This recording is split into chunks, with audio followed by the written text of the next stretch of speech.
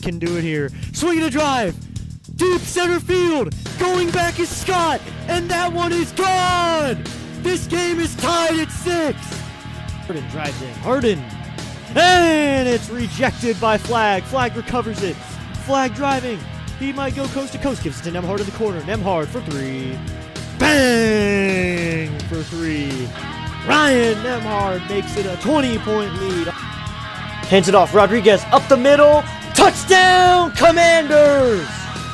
Rodriguez with the touchdown run.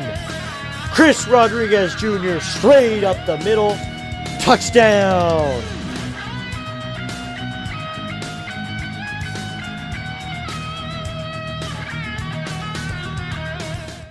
And welcome in everybody to District Nation. I hope you're all having a good day as we are getting ready for the second game of a 3-game series between the Washington Nationals and the Tampa Bay Rays. I hope everyone's having a great day here. The Nationals will be taking on the Rays. The Nationals could not complete the win yesterday, so they come in today losing in the series 1-0, and I'm really hoping they can win this to avoid the series loss and the sweep that could happen on day 3. So I think it's very important, and if you want to win the series, you got to take game 2. Welcome in everybody. Hope you're all having a great day here. We have to take a moment here. I'm going to step off screen for just a second. I apologize, and we'll get back to the chat in a second.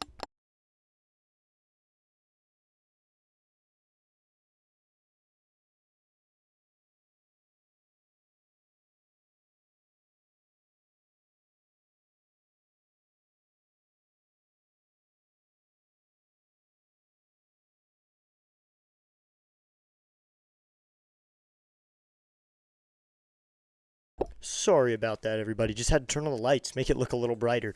Now it should be a little bit brighter. We got some people in the chat. Let's go. Destination, the best channel on YouTube. Let's go. Thank you so much. Here we go. Let's talk about this game. With the about 7 minutes we have until game time, the Washington Nationals could not take game 1. Let's look back on that for a few minutes here.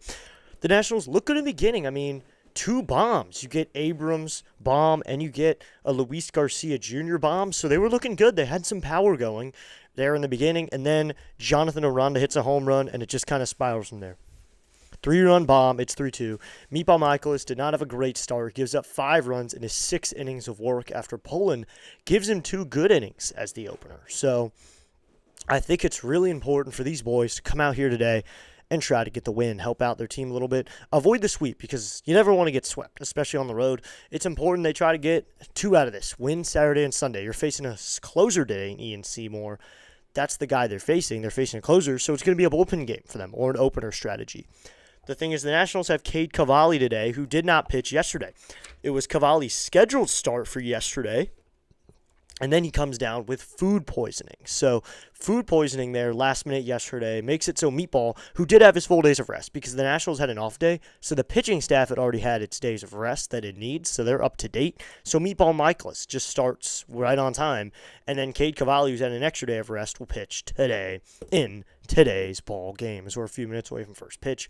Thank you so much, everybody, for tuning in today. If you tuned in last night and you're tuning in today, be sure to hit that like button, hit that subscribe button, help out the channel just a little bit. Here we go, everybody, though. The Rays, who are 42-3, they're still second in their division, will face off with the Nats, who are third in their division at 39-37. We'll get started with the starting lineups in just a minute here. But the Nationals they're 12-7 in interleague play. Sure, they haven't played the best teams in interleague play just yet. But, I mean, looking at the other teams they've played the White Sox, who are an underrated good team. They've already played some teams like that. They played the Mariners, who have been a decent team to play. They played the Royals, not the hardest team to play. But that's the most important, is having those guys playing early on. And here we go. For the Nationals, 12-7, and for the Rays, they're 12-16 in interleague play. That means they're playing the NL. They're playing across the other side. So they've had some decent opponents, but today we'll have them play. Hypothetically, the Nationals should be doing better in this series, but obviously that is not the answer. Hypotheticals is not all baseball is. So that's just one reason to watch this series, though. A team that's done well against interleague play in the Nationals, and a team that does well at home in the Rays, and a team that does well on the road in the Nationals. It's a good matchup here. Game 1, I mean, it was a decent game. I mean, you had a good amount of offense from the Rays. The Nationals pitching, Meatball Michaelis didn't have his best start. I mean, he had a few scoreless innings, but today we'll have Cade. Cade has been a good starter. he just never gets offense behind him. He never gets offensive support. So I'd really like him to get some support today. Get some runs behind him. Let the boys help out just a little bit as we get started. Looks like there's a Father's Day suite for the Nationals in today's game. That's cool. They have a suite for the Nationals. Dads, because all the dads are at the game. They're showing off. A couple of them are wearing jerseys for their team, like Mr. Varlin, who's on there right now. But yeah, let's see all these dads here to watch their boys. Will they get the win? Because it is Father's Day weekend. So tomorrow is official Father's Day. We'll have something special for that. We're about 4 minutes away, so let's get started here with the official starting lineups and batting order for today's game between the Washington Nationals and the Tampa Bay Rays. Starting with the home team, the Tampa Bay Rays. Leading off is going to be Yandy Diaz, the designated hitter. Batting second is going to be Jonathan Aranda. He's the first baseman in today's game. Batting third is going to be the center fielder, Cedric Mullins. Batting fourth is going to be the third baseman, Junior Caminero. Richie Palacios hits fifth. Palacios the second baseman. Batting sixth is going to be Chandler Simpson, the left fielder. Batting seventh, didn't get a start yesterday, but Victor Mesa Jr. gets the start today in right. Batting eighth is going to be the catcher, Hunter Fiducia. And batting ninth in today's game is Taylor Walls, the shortstop. And on the mound in the opener strategy for the Rays is Ian Seymour, a closer.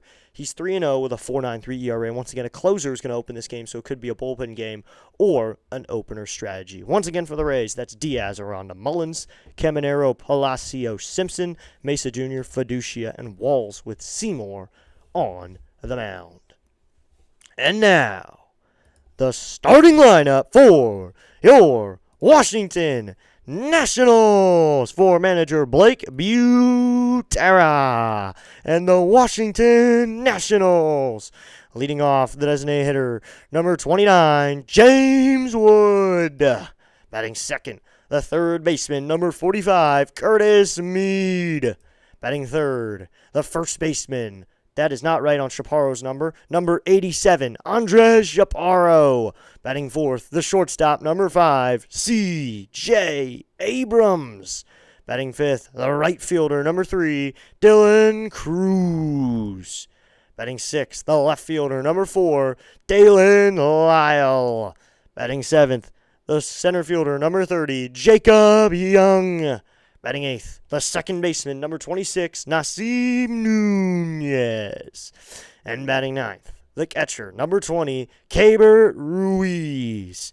And on the mound for your Washington Nationals, right-handed pitcher, number 24, Cade Cavalli. There we go, everybody. That is the starting lineup for your Washington Nationals. Here we go from Tropicana Field. Game 2 of this 3-game series between the Nationals and the Rays.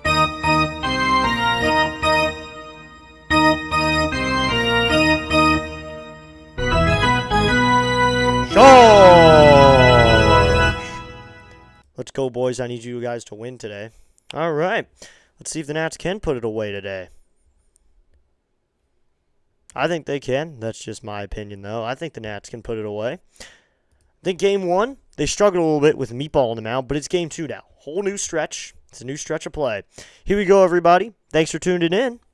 Looks like ESPN wants to cooperate today. We're getting started in just a minute here. Wood's going to lead it off once again for the Nats. Kind of an untraditional leadoff hitter than usual. A guy like Chandler Simpson should be leading off for this Rays team probably, yet he isn't. So unconventional all around. They have Yandy Diaz in the leadoff spot, who's a decent hitter.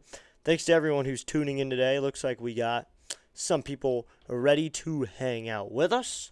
Thanks for tuning in right here on District Nation. We already got a few views in the chat. We already got 5 likes. Let's go. 5 likes already. So 5 likes on the stream. Be sure to like it up. Hit that subscribe button. Let's try to hit 430 today. We just need 2 subs to do it, but let's try to hit 430. Nationals are wearing their road gray uniforms, stripped Washington across, red, white, and blue trim. The Rays are wearing their interesting alternate black jerseys with green and so many colors of trim. They're kind of space-themed. I'd say they're kind of space-themed there. Some neon trim over there. All the different types of neon is in that place. Here we go. James Wood, the lefty, is going to lead it off against Seymour, the lefty closer. Ian Seymour is going to work here. He comes set on the right side of the rubber. Here's the first pitch to James Wood. Wood takes a fastball up and in, ball 1, and we're underway right here at Tropicana Field. We are underway right on time at 4:10 p.m. in today's game. Seymour, 28 games, only 2 of them have been starts, though. That 3-0 record with a 4.93. The pitch to Wood. Wood's going to take a sweeper that sweeps back into the zone, called strike 1, so that'll even up the count.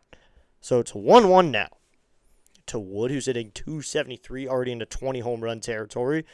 So if you took the over 25 home runs on him, you should be good, in my opinion. Here comes the 1-1 to Wood. Wood's going to take a slider low ball 2 to 2-1 count. You know, Wood is an unconventional type of leadoff hitter, but at the same time, he draws a lot of walks, which you'd like your leadoff hitter to do, get on base. And he can steal a bag, too. He's just a lot bigger than the usual leadoff hitter, a lot taller. Here's the 2-1. Wood's going to take a fastball inside ball 3 from Seymour, wearing number 61 out there for the Rays in their alternate jerseys. I don't know what to say those trim is. There's some green trim, some blue trim, but they're alternate black jerseys. Here comes the 3-1 to Wood. Wood swinging a drive out to right field, but right there is the right fielder, Mesa Jr., and he makes the catch for out number 1 on a line. So that's out number 1, and Wood lines out to right. Seymour is going to bring you a changeup, a sweeper, a four-seamer, and a sinker. That's his arsenal he brings you. But Wood lines out to right. So that'll bring up Curtis Mead, the third baseman now. You know, I'm assuming this squad is going to go to a righty reliever because the Nationals have a bunch of righties in order today. Here's first pitch to Curtis Mead, and he takes a fastball on the outside corner called strike 1. It's an 0-1 count. It's going to be 0-1 here. Seymour sets. He waits. Now here comes the 0-1 to Curtis Mead. Mead a fly ball, hit well out to center, but coming in as the center fielder now Mullins, and Mullins is under it, and he makes the catch for out number 2. So 2 quick outs for the Rays. Seymour seemed to be working quickly here. So that's out number 2. That'll bring up Andres Chaparro, the first baseman. That's my big question. Why in the world is Andres Chaparro in the 3-hole? He's hitting a .180.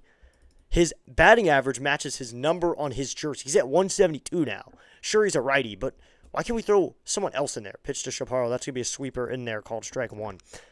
I mean, just looking at the numbers in general, not even looking at the player he is. 172, no home runs, 4 ribbies. Sure, he's a righty facing Seymour, a lefty, but Seymour's not pitching this entire game. And we started Chaparro against him. Here's the 0-1. Chaparro going to take a sweeper low, and it'll be ball 1. So that evens up the count. But a .172 is in the 3-hole. By this point, move Abrams up to the 1-hole and use Wood in the 3-hole today, if that's what's going to be Andres Chaparro's 3-hitter average. Here comes the 1-1. Chaparro swinging a miss at a changeup outside, and it'll be a 1-2 count. I did mess up his names. I messed up a lot of stuff on the intro video. I am so sorry. I messed up so much on the starting lineups. So we have 1-2 here with 2 outs. I forgot to do it and did it last minute. Did not make it as perfect as it should have been. So we have 1-2 here. Seymour comes set. He waits. Now the 1-2. Called strike 3 with a changeup low part of the zone. That was not a strike.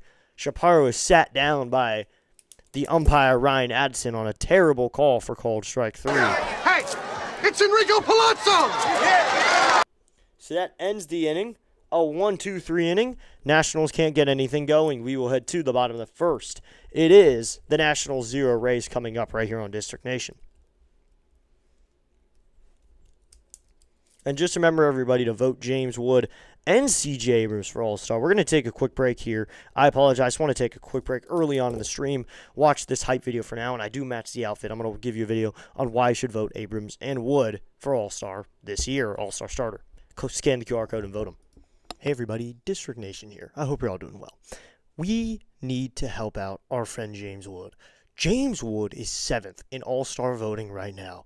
Please help out James Wood. He, objectively and subjectively, is one of the best outfielders in the league. And there's only one way to help right now of our friend. We need to go scan that QR code and vote James Wood for All-Star Game starter right now. It is the right thing to do. It is the right choice to make. And it's easy. It's free. All you need is an email. And that's all you need. Vote C.J. Abrams as well. Abrams is in first in the All-Star Game polls right now.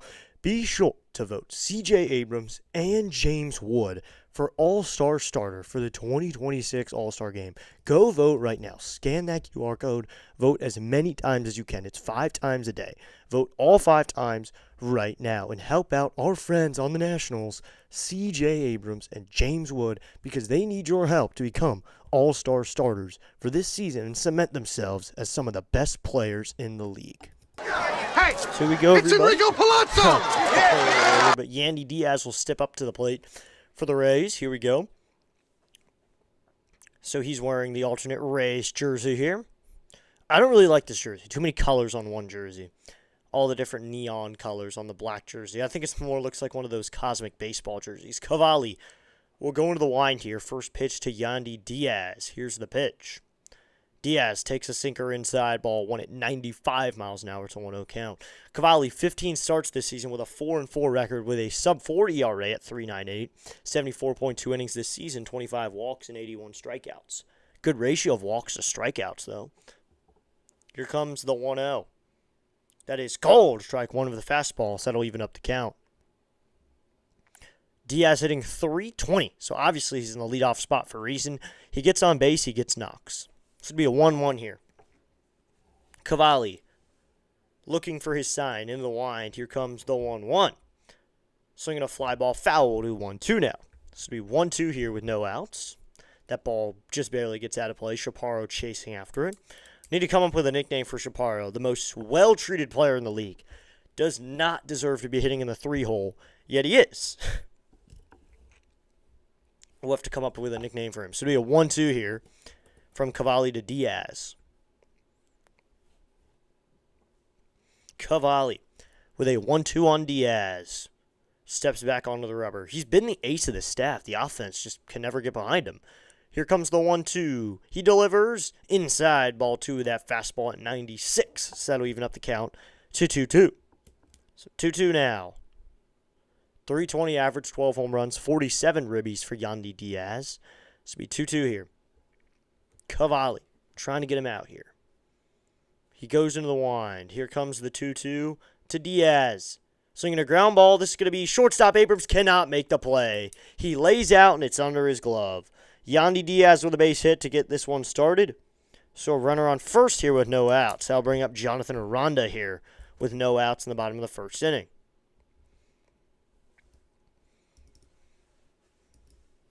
So that was a base hit just under the glove of Abrams. Can't make the play. Hey, there's Mr. C and Mrs. C.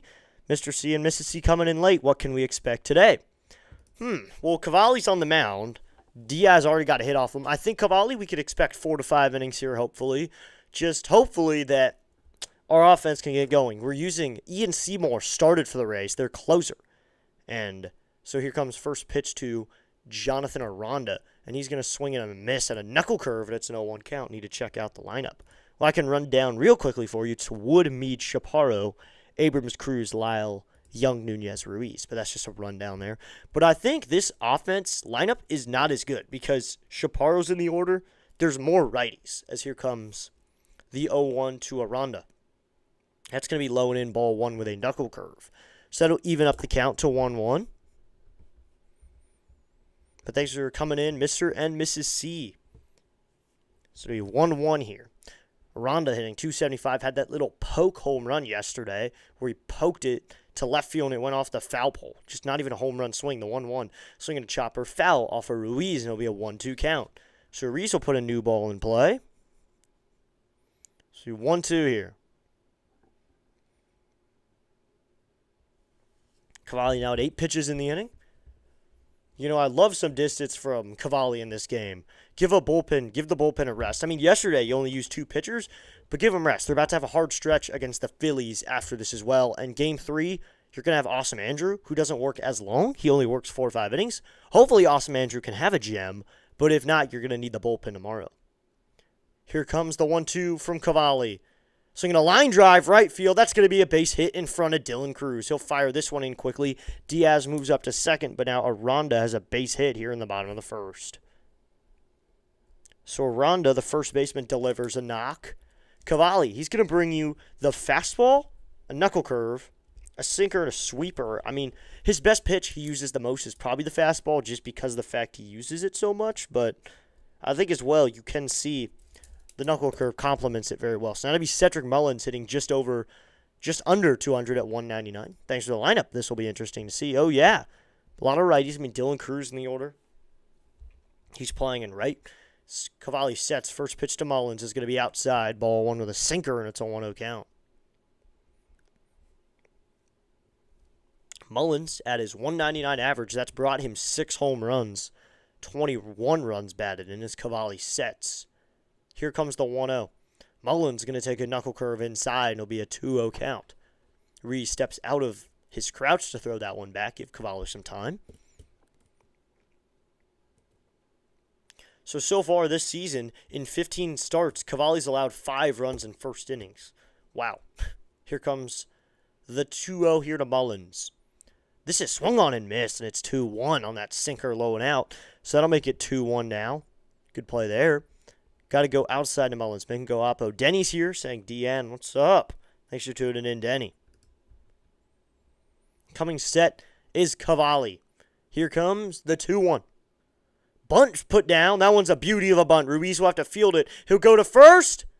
In time for the out. Ruiz makes a nice play there. Has to get out of his crouch and then fire to first. Aranda and Diaz move up a respective bag. Aranda to second, Diaz to third. So now both of them are in scoring position. Looks like Mullins wants to stay out there. Ruiz came out of the crouch there and had to make a nice play. Oof, looking back on this, he's safe. So they're just showing the first replay there. I think he's safe.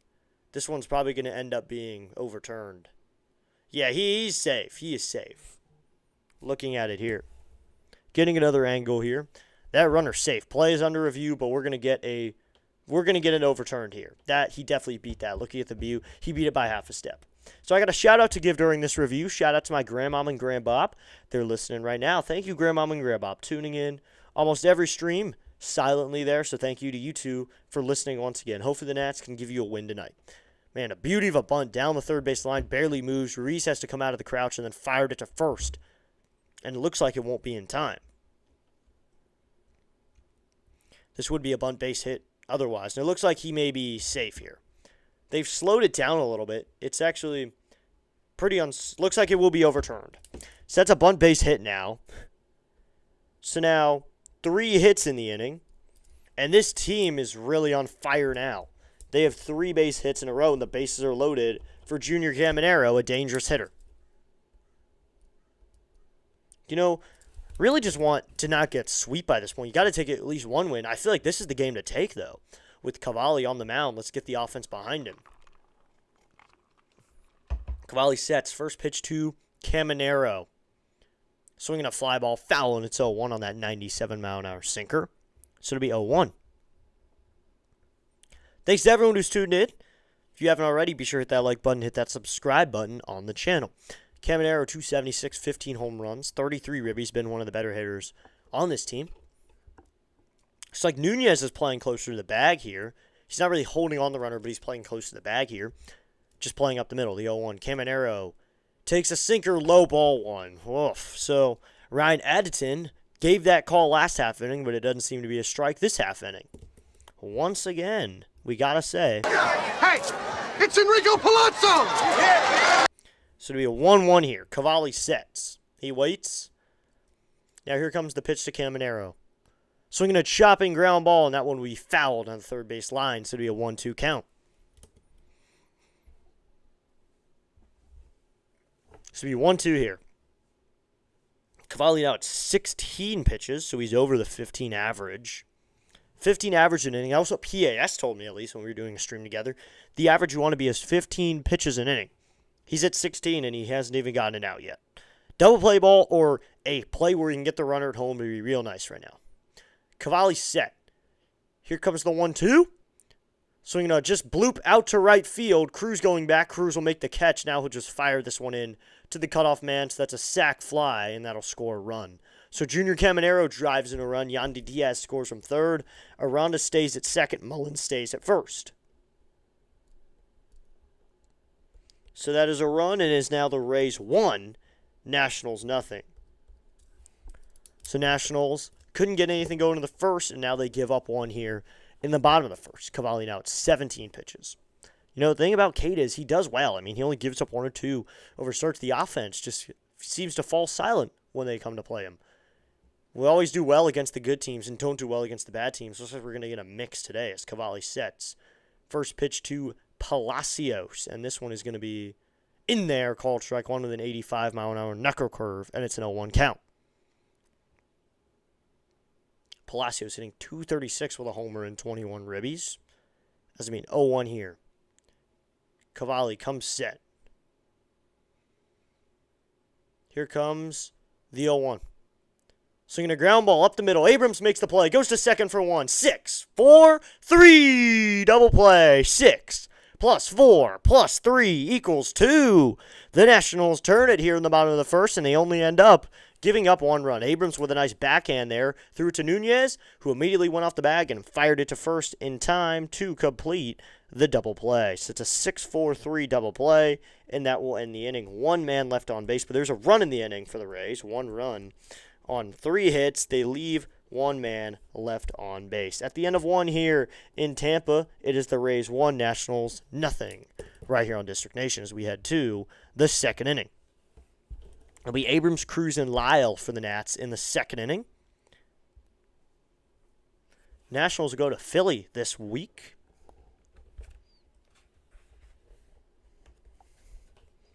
Or excuse me, they won't go to Philly. They will be at home for Philly. District Nation Dad says huge. Could have been a lot worse. Oh yes, that could have been totally worse. We could have been looking at a big inning there. He still got out of a bases-loaded, no-out jam with only 1 run given up. So good work by Cavalli there.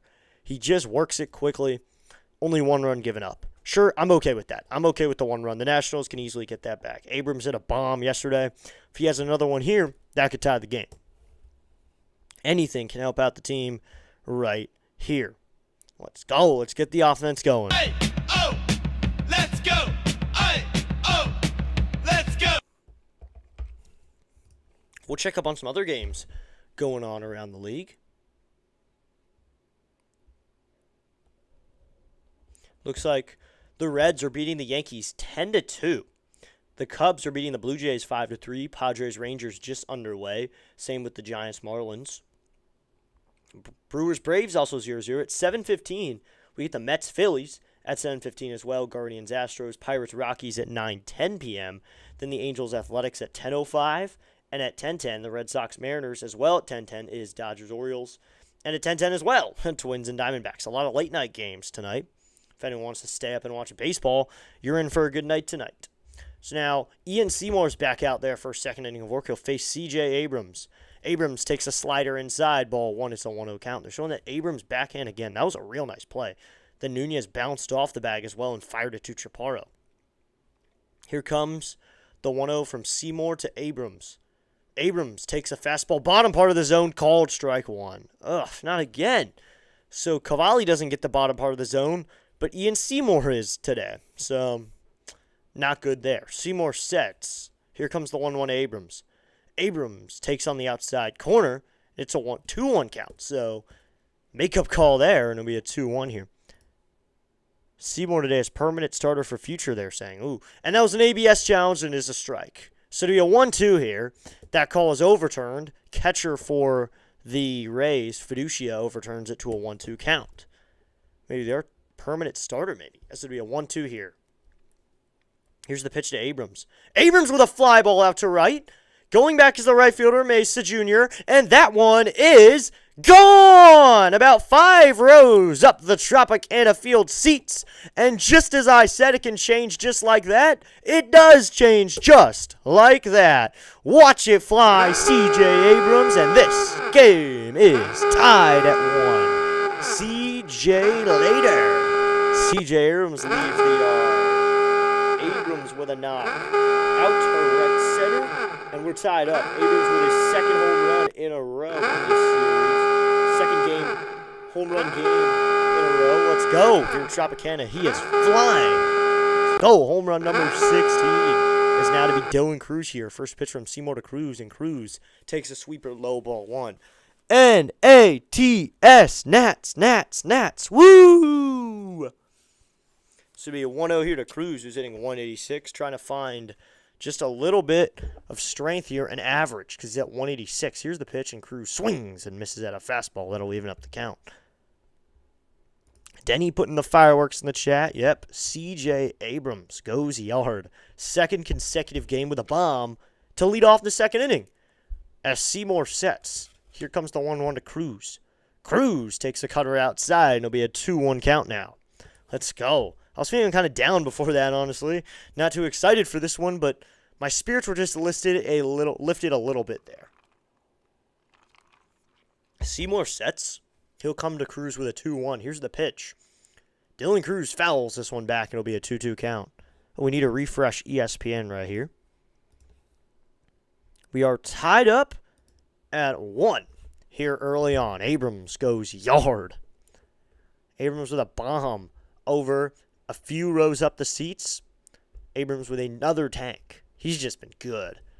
Give him the all-star starter. Give it to him now. So it'll be a 2-2 here. Here's the pitch to Cruz. Cruz with a fly ball. Foul will do 2-2 again. Fouls off that changeup. CH is here. What's up, CH? So it will be here with no outs. Top of the second. Nationals desperately trying to get another run. Let's go.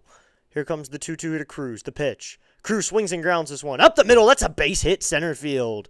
Dylan Cruz, that'll help out the average a little bit. Doesn't matter if it's a single or double. That's some points to the average.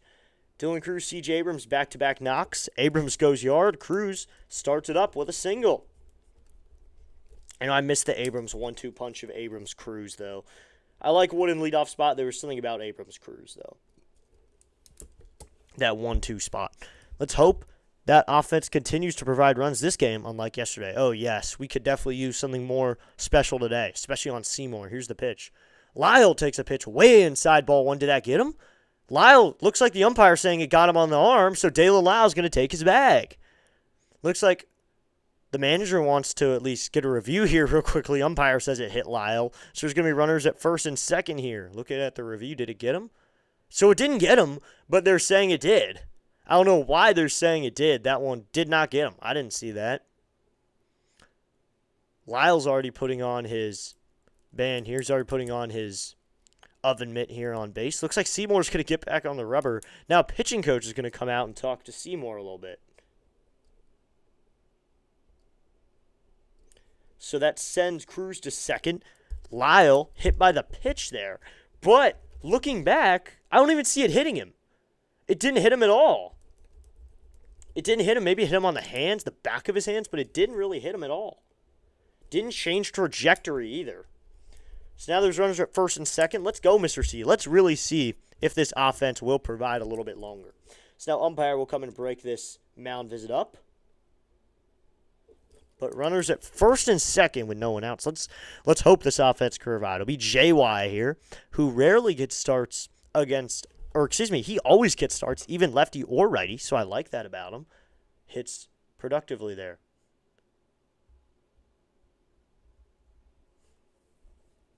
So to be JY here.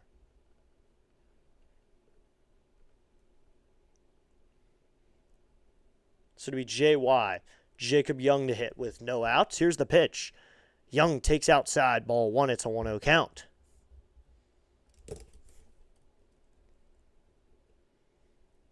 So you go, runners at first and second. We need a JY bomb. Yeah, he hasn't had one in a little while.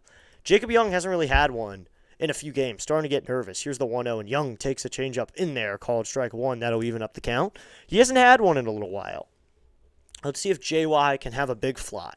And he's got the ducks on the pond. Her dinner set. Let's eat. Come on. Seymour sets. It'll be a 1-1 here from Seymour to Young. Here's the pitch. Young just pops this one up to right center. Going back to the center fielder, Mullins. He's under it. Mullins makes the catch. Cruz is going to try for third. The throw is into second. So that's out number one. Cruz moves up to third base. So Young does move up the runner. So a productive out there for out number one. Cruz up to third. So now Lyle is still at first, though.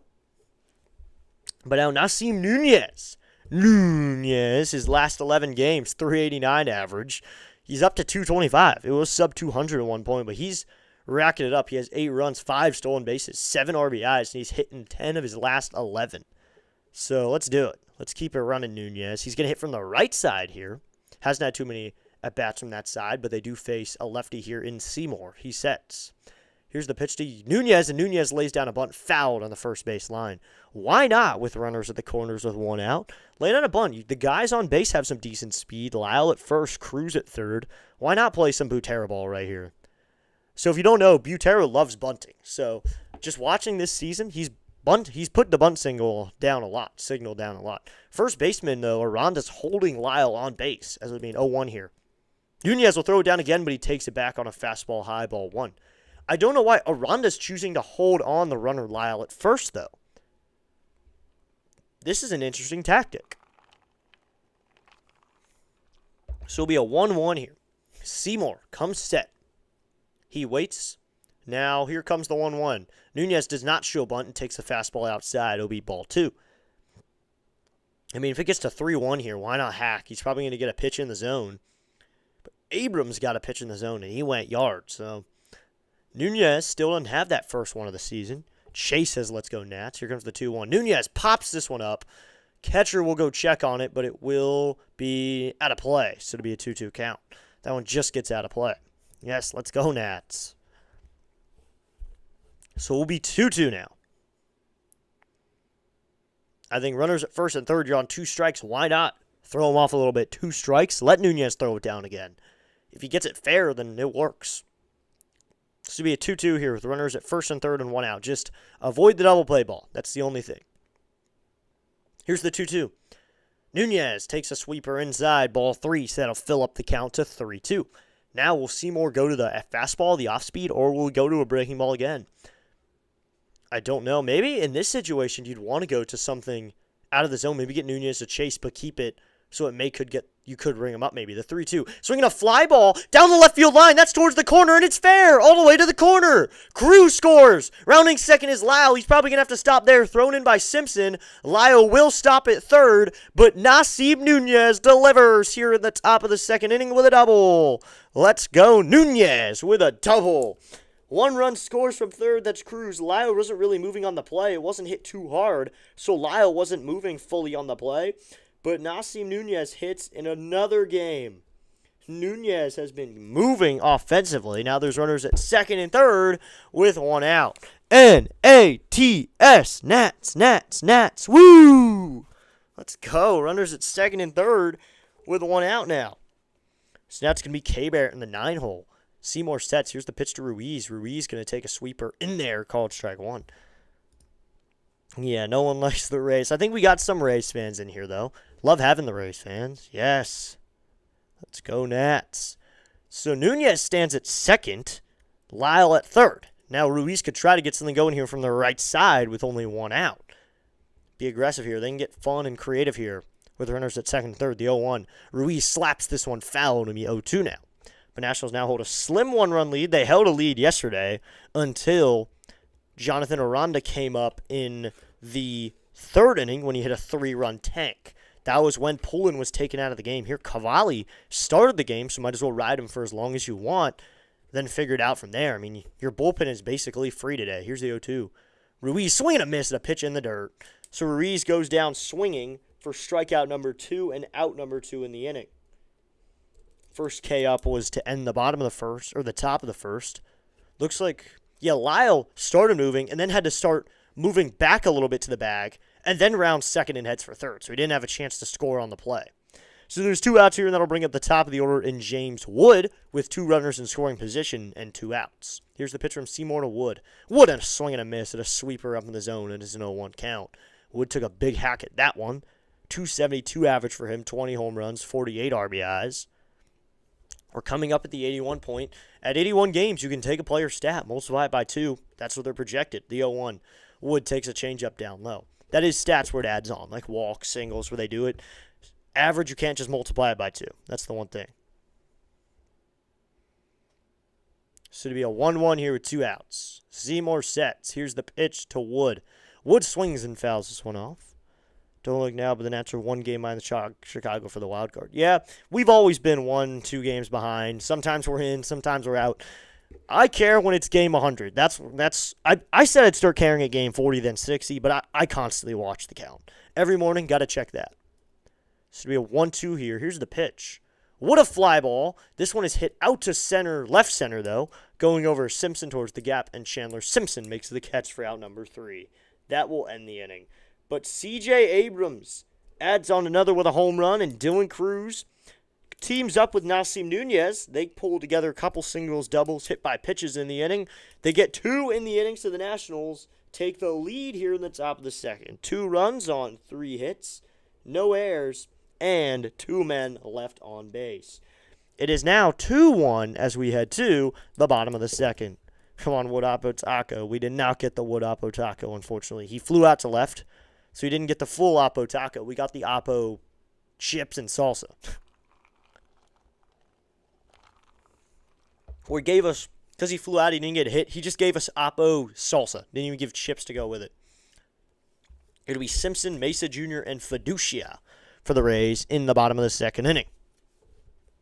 Thanks for tuning in, everybody. We'll be back this Sunday for more baseball action. Nationals Rays game 3 of this series. Then we'll be streaming Phillies on Monday and Tuesday. We have some big announcements, though, with Wednesday and Thursday, actually.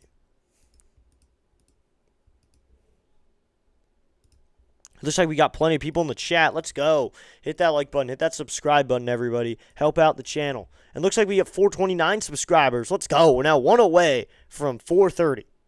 Then we're only 70 away. We're now 71 away from that big 500 number. So I'm excited we'll be able to start doing the things. At the first 500, there's a few things we can start doing.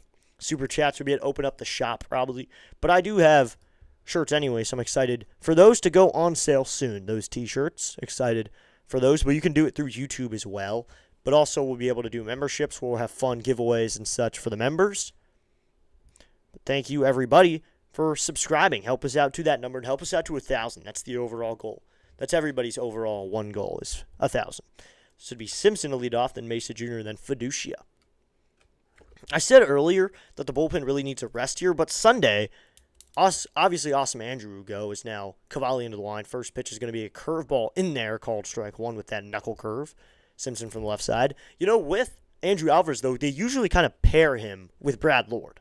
So I think today you can use guys like Varlin, Lovelady, and then tomorrow hope that Andrew Alvarez and Brad Lord can give you 7-8 innings. Here's the 0-1. Here's the pitch, and that is outside ball 1 of the sinker, so that'll even up the count to 1-1. We're now 1 sub away from 430, though. Sub it up, everybody. We just need 1 more subscriber to hit that patented 430 number. So do a 1-1 here. Here's the pitch from Cavalli to Simpson. Swinging a chopper up the middle. Abrams charges in. Now he'll have to double clutch and fire to first in time for the out. Simpson stopped hustling about 3/4 up the line. At first, he was birding down that line, too. But towards the end, he just jogs it out in the end. So that's out number 1.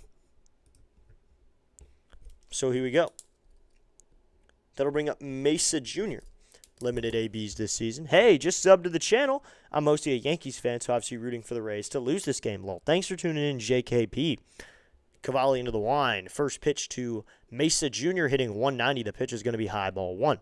Yeah, I'm not a Yankees fan. I'm a Nats fan, so I'm rooting for them to lose as well. So thanks for tuning in. I'll call you JKP, I guess. I guess that's what we can call you based off there. But thanks for subbing, man. We're 1 away from 430 because of you. Here's the 1-0 to Victor. Mesa Jr. Cavalli step back windup. Here comes the 1-0. Swinging a ground ball down the first base line. Off of Chaparro. He's going to have to flip it up to Cavalli. In time for the out. Let's go. Out number 2. So that would go. Chaparro had to field it, and it goes off his body. He got to take that one off his body. A body shot there. He still recovers, though, and flips it up to Cavalli in time for out number 2. So a 1-3 there. 3-1, excuse me. 3-1. Went off of Chaparro, went towards the bag a little bit, then he had to flip it up to Cavalli just in time. Oof, that was close, though. Mesa Jr. was busting his way down the line. Busting his chops all the way. So now to be Fiducia here. Are we getting a challenge here? I think I didn't see anyone challenging there. Looks like Cavalli is back on the rubber, so they can't challenge as he goes into the line. First pitch to Fiducia. That's going to be high and out ball 1. I just need 3 strikeouts from Cavalli. So far, it's not looking good. Yeah, he hasn't struck out anybody. But usually through the second time through the order, he settles in a little bit as a pitcher. Here comes the 1-0. Here's the pitch to Cavalli. To Fiducia, and he swings through that one. That evens up the count. I think we'll have 3 strikeouts. Hello, my name is Actual Jake. I actually got your channel name from PAS, and I have to say you're doing a great job. Thank you, Jake. Thank you so much for those nice words. It'll be a 1-1 here. Cavalli Into the wind. Here comes the 1-1 to Fiducia. The pitch is outside. Ball 2, the fastball at 96. It'll be a 2-1 count.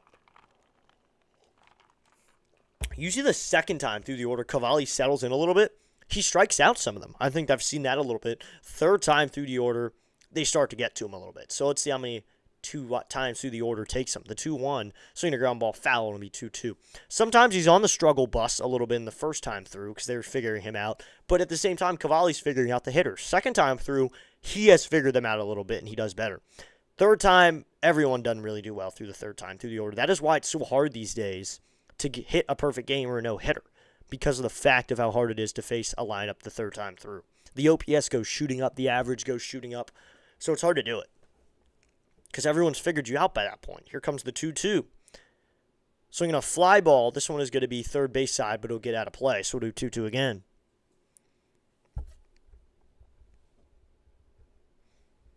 I think that's just my opinion on it, though, and what I've seen from watching a lot of baseball this year, because I've watched more baseball this year than I probably did in 2025 and 2024 combined, because I'm calling games, too, as Cavalli steps back onto the rubber. This will be 2-2 here. Clock's winding down here. Cavalli's going to have to go into the wind as he goes in at 1. Here's the 2-2. That's outside, ball through, the fastball at 98 miles an hour, so it'll be a 3-2 count now. Let's go. We just hit 430 subscribers. Thank you so much to that new subscriber. You just helped us hit 430. But that was the goal for today. I think I'm going to set it to 435 now. Here comes the 3-2 from Cavalli. The pitch is outside, ball 4 with a sinker, and Fiducia draws a walk. So Fiducia takes his time and draws a walk on Cavalli, who now is at 31 pitches. Yesterday, Fiducia in the 9-hole is 0 for 2 with a walk and 2 flyouts. They'll bring Taylor Walls in the 9-hole. He had a knock yesterday. The Nats offense has surprised me a lot this year. They have a pretty good lineup, 1 through 9, and it seems like they have a good chunk of pesky hitters as well. Yeah, I do that. I understand, man. And they have surprised a lot of people. First pitch from Cavalli is a knuckle curve in there, called strike 1. It's an 0-1 count. I think they've surprised a lot of hitters, or a lot of fans, statistics. They've surprised everybody. They've surprised a lot of other teams. A lot of GMs are probably surprised. Marbles are full of mouth today. Here comes the 0-1. Inside, ball 1 with a knuckle curve, so that'll even up the count. My goodness, this guy can't buy a strikeout. Yeah. I'll tell you, I bet second time through the order he grabs 2 or 3 strikeouts. I'm willing to bet that, but I'm not going to put any money on it, if that makes sense. This would be a 1-1. Cavalli sets. Here comes the 1-1. He'll go over to first. Back in safely on a dive is Fiducia. So you 1-1 here with 2 outs. I know we have some other people who are Rays fans, but thanks for tuning in, everybody, and thank you for helping us hit 430 subscribers. It'll be a 1-1 here. Here's the pitch from Cavalli to Walls. He waits now. The pitch is called. Strike 2, the sinker, low part of the zone. It's a 1-2 count. The Nationals have Beep, Chaparro, and Abrams up. I'd like us to maybe take Chaparro out of the game. I'd like us to have Garcia in there. He almost made an error just now. He doesn't really hit. I like Garcia over there. Even if it is a righty or a lefty pitching, put Garcia there. As it'll be a 1-2. Here's the pitch. Low ball to the changeup. So it'll be a 2-2 count now. 2-2, 2 outs here in the bottom of the second. Yandy Diaz on deck here. Led off the game with a single. Scored back in the bottom of the first. So it'll be 2-2 here. Wall sitting 215. Fiducia with a decent lead over there at first. It'll be a 2-2. Cavalli sets. Here's the pitch. Swinging a line drive. Right center field. That's going to plug the gap. Cruz will chase after it. Fiducia rounding second, headed for Cruz. For third. Cruz will fire it in quickly. Fiducia is going to stop at third. And that's a double for Taylor Walls here with 2 outs. So a 2-out double here puts 2 runners in scoring position after there was 1 strike away from getting out of the inning. Taylor Walls delivers with a double. I mean, good thing Cruz got to that quickly and fired it in quickly. Fiducia didn't have a great jump, so Cruz was able to hold him to just a double. And he was able to hold Fiducia from trying to score as well. So Simon Matthews will now come out and talk to Cade Cavalli, make sure he's doing okay, pitching coach for the Nationals. Let's go. We just hit 431 subscribers. Let's go. Thank you so much.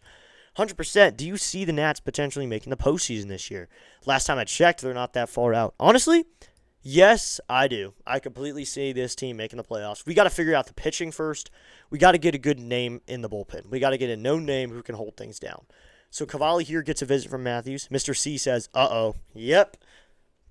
Yandy Diaz up once again. He's 1 for 1 here. Cavalli could use one of those Ks right now.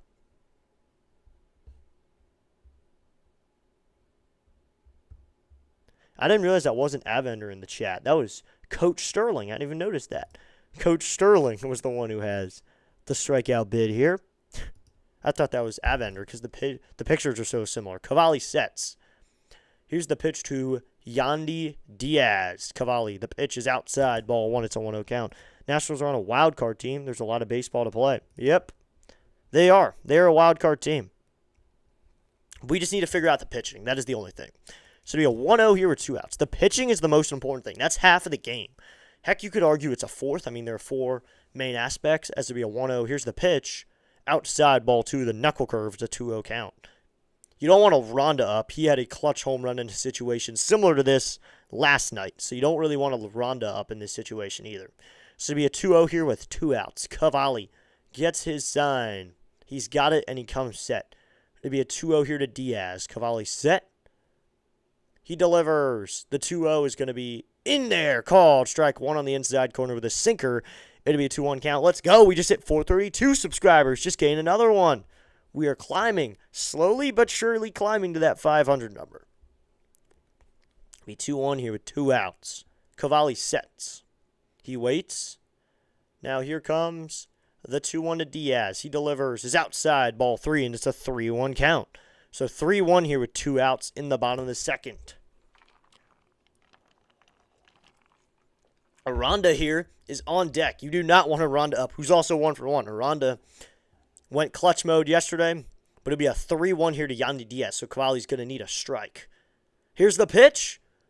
Outside, ball 4 with a sweeper. Cavalli can't get him to chase that one, and that's ball 4. Sets the second walk of the inning as well, so 2 free passes so far in the game.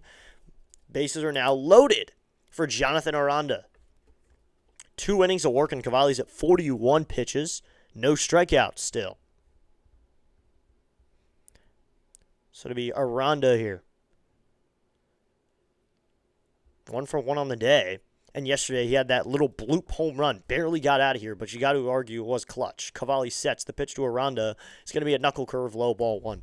I really would like to know the logic behind being on a 3-1 count and Cavalli throws a chase knuckle curve. He does not throw the knuckle curve for a strike often, yet he throws it there as a pitch that he wants for a chase. 304 average for Aranda with the bases loaded. He has 1 granny slammy. The 1-0 is in there, called strike 1 with a changeup, so that'll even up the count. League leader in league RBI leader. Let's get him out. Yes. Double ouch. Yep, double ouch now with Aranda up to the plate with the bases loaded and 2 outs. It'll be a 1-1. Cavalli sets. Here's the pitch to Aranda. Is high, ball 2 with a fastball at 96 miles an hour. So it'll be a 2-1 count. That was a challengeable pitch, top part of the zone. Looked like it was there, but it is not. So it'll be a 2-1 here with 2 outs. Cavalli steps back onto the rubber, looking for his sign. He's got it, and he comes set. Fiducia over at third, Walls at second, Diaz at first. The pitch, knuckle curve, ball 3. That one was just a bit high, but Keibert Ruiz will challenge this one. So it's a 3-1 count, but he's going to ABS it, and it is a strike. So it's a 2-2 count. Ruiz gets the ABS challenge successfully, so it will be a 2-2 count. Literally got the first 2 outs with a few pitches to pitching a full inning to get the last one. Yes, exactly. He's at 45 pitches now. I know a lot of people like knowing the pitch count during the game. It'll be a 2-2 here. Cavalli sets. Now Aranda will take a timeout. You got to get out of this right here, Cavalli. Cavalli has been skating on thin ice through these first couple innings. Does that mean we're going to need Lord out of the pen today? Then we won't have Lord tomorrow. We were really hoping Cavalli could go to work today after having food poisoning yesterday. He can't pitch. Hopefully he's okay today, though. Hopefully he's not feeling any stomach aches or pains or anything from the food poisoning. The 2-2 from Cavalli. The pitch, swinging a fly ball, foul. Third base side. We'll do 2-2 again on that 97-mile-an-hour fastball. Brought him with the velo that time. So it'll be 2-2 here with 2 outs once again. Nationals have Meade, Chaparro, and Abrams up in the top of the third. I feel like I mentioned that a little bit ago. It's been a long inning now. We're already an hour in, and we're in the bottom of the second. So Cavalli sets. It'll be another 2-2 to Aranda. He waits. Now the pitch. Swinging a ground ball. Nunez fields. He has it. Stumbles a little bit and fires it to first in time for the out. Now Nunez is really stumbling over there. He is hobbling. Oh, no. Is Nasim Nunez injured here? No. Nunez running into the dugout quickly here, but he is stumbling. But the Washington Nationals get out of a bases-loaded 2-out jam with a ground out, and that will end the inning. The Nationals find their way out. Cavalli fights out of another jam there. 1 hit in the inning, no runs, 3 runners left on base. We are through 2. It's the Nationals 2, the Rays 1, as we head to the top of the third inning. Charles is here saying, Mr. District CEO, great afternoon. Thanks for tuning in, Charles. So top of the third we go. It'll be Meade, Chaparro, and Abrams for the Nationals in the top of the third. Feel inspired to join in the chat, you're welcome to do so at any time. Respectfully, yes, you are welcome to join in the chat. Be sure to hit that subscribe button because it's on subscribers only mode right now. But be sure to like and subscribe. Help out the channel just a little bit. We got a lot coming up this summer. A lot that's going to happen, and it's centered around this one channel. Toronto came back from 5-0 now. It's 5-5. I don't know what's going on with the Cubs this season. Yeah, I like talking to PAS about it. They're the most bipolar baseball team you will ever watch, Coach Sterling. The most bipolar team you will ever watch. 10-game win streak, 10-game losing streak, 10-game win streak. Most bipolar team you'll ever see. 17 likes. Let's go. So people are liking it up. There's plenty of people in the chat here, so everyone go ahead and hit that like button because I know the math is off here. There's more people in the chat than there is liked. So help out the channel. Hit that like button and subscribe while you're at it. So we head to the top of the third. It'll be me to lead it off, then Chaparro and Abrams. Smash some free subs and hit the like button. Absolutely 100% no problem at all, sir. District, my esteemed honor. Thank you. Thank you. So here we go. It'll be Curtis Meade here. So now there's a new, or Ian Seymour's still out there. Thought that was a new arm for a second. First pitch to Meade. Meade fouls this one back, and it'll be an 0-1 count. Seymour working here in the top of the third. He's at 39 pitches, so it seems like he is going to try as the starter today. Actually work not as an opener, but as a starter. Because this spot was open for anyone to pitch. Here's the 0-1 to Meade. Meade takes a fastball right in there, called strike 2, and it's an 0-2 count. Let's go. We just gained another sub. We're now at 433. I bet we could hit 435 today.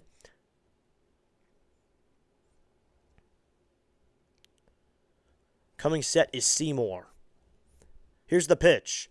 Meade swings and chops this one. Diving play by the second baseman. Palacios not made. That's one's into center field. So Curtis Meade delivers with an Oppo Taco base hit. Curtis Meade drives it the other way on the ground. Palacios can't make the play. So Palacios dove out for that one, but Curtis Meade delivers with a hit. So they start the top of the third off. You got to help out the team a little bit. So now that'll bring up Andres Chaparro here. 167 average now from the right side of the pitch. Chaparro takes the ball inside, ball 1. Chicago Cubs not consistent all this season. Let's go Nats. Yep. Nathaniel Bresley is here saying sup. What's up, Nathaniel? So to be 1-0 here with no outs. Thanks for subscribing, Nathaniel Bresley. Let's go. Thank you so much. Coming set is Seymour. Here's the pitch to Chaparro. Chaparro with a ground ball foul, and it'll be 1-1. And Oppo Beso. Yes, Oppo Beso for that one. Mr. C always comes up with the good nicknames. The Oppo Beso. They're showing a replay of Ian Seymour when he pitches. The man looks uncomfortable when he throws a baseball through his motion. Here's the pitch. Swinging a line drive down the left field line. That's fair. That's going to be extra bases. Simpson cuts it off. Headed to third is Meade. He's going to be there. Into second is Chaparro, and they got him in a rundown. So they're really getting Chaparro in a rundown here. Meade's going to stay at third. So Chaparro can't get to second on the play, and he's out there. So Chaparro trying to stretch it into a double can't. He's out on the play. 7-4 on the putout to take out Chaparro. Moves Meade up to third. Maybe Chaparro should have stayed at first on that. Bressel. Okay, it's Or is that Bresci? Let's go Nationals. Yep. So here we go. Top of the third. Chaparro really got in a run down there. Palacios was nervous about throwing it there. So it looks like Brad Lord isn't even in the pen here. It's the pitch to Abrams. He gets sawed off, and it's an 0-1 count. Oh, diving play not made by Caminero in foul ground. Tried to run in on that one, but he can't make the play. Good for him being, though, aggressive on the bases. Yeah, but if you see Andres Chaparro, maybe you shouldn't be running to an extra base. The fitness that Chaparro finds himself in, the shape that Chaparro is, I don't think he should be going on that. I mean, 0-1. Coming set, or Seymour now comes set. Runner at third here for Abrams. Try to extend the lead just a little bit, keep the offense moving. Here comes the pitch. Abrams swinging a miss. They're going to back pick over to third. Back in safely is Meade, so it's an 0-2 count. Friendly reminder, no spoilers, spamming, political talk, self-promotion, posting of links unless approved by the host. Yep, so we 0-2 here with 1 out. Abrams trying to get anything going here on an 0-2 count now. Here's the pitch. Abrams takes the ball in the dirt. That's a changeup, and it'll be a 1-2 count. Previously, Seymour was a bullpen arm, but as, let me find his comment again, as Scoob here over said, they were testing Seymour today as a permanent starter. So that's maybe what they said, but there it is. So it'll be a 1-2. Here's the pitch to Abrams. Abrams takes a sweeper outside, and it's a 2-2 count.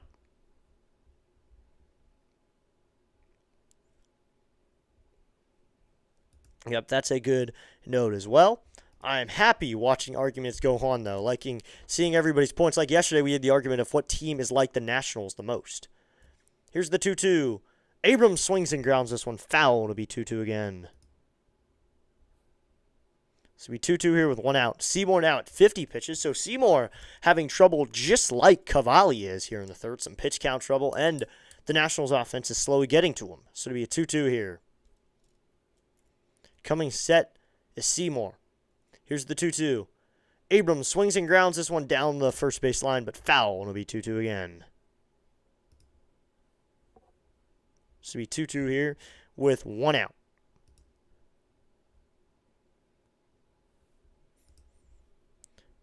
.51 pitches now for Seymour. Abrams 1 for 1 with a bomb in today's game. It'll be a 2-2. Coming set is Seymour. Here's the pitch to Abrams. Abrams swinging a miss at a high fastball, way high up in the zone. That one wasn't even in the zone, but he swings at that one. Strikeout number 3 for Seymour. He puts down Abrams for out number 2. That was a high fastball. Abrams should not have been swinging at that. I remember that time he hit that high pitch for a home run. That was not it. Your attitude will determine your altitude. Yep, your altitude. Kind of forget how to say that word sometimes. Coming set is Seymour. It'll be Dylan Cruz now is 1 for 1. Now Cruz takes a changeup in there, called strike 1. It's a 1 count. 0-1 here with 2 outs in the top of the third. 194 average for Cruz, 4 home runs. Right now, he should be focused on just boosting that average just a little bit. Seymour sets. Here comes the 0-1. Cruz swinging a miss at a sweeper inside, and it's an 0-2 count. So 0-2, 2 outs.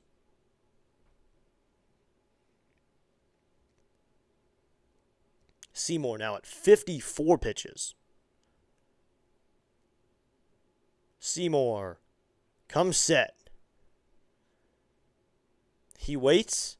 Now the 0-2. Cruz takes a changeup low and out ball 1. The thing is, I'm seeing that Brad Lord isn't even in the pen right now. He's not even hanging out with them out in the pen. There's a bullpen area here where they can sit and relax during the game. He's not even there with the other Nationals pitchers. So I have no idea if we're going to see the man Brad Lord today. Maybe they're relying on Cavalli to go long. The 1-2, Cruz with a foul off on a sweeper. It'll be 1-2 again. So 1-2 here with 2 outs.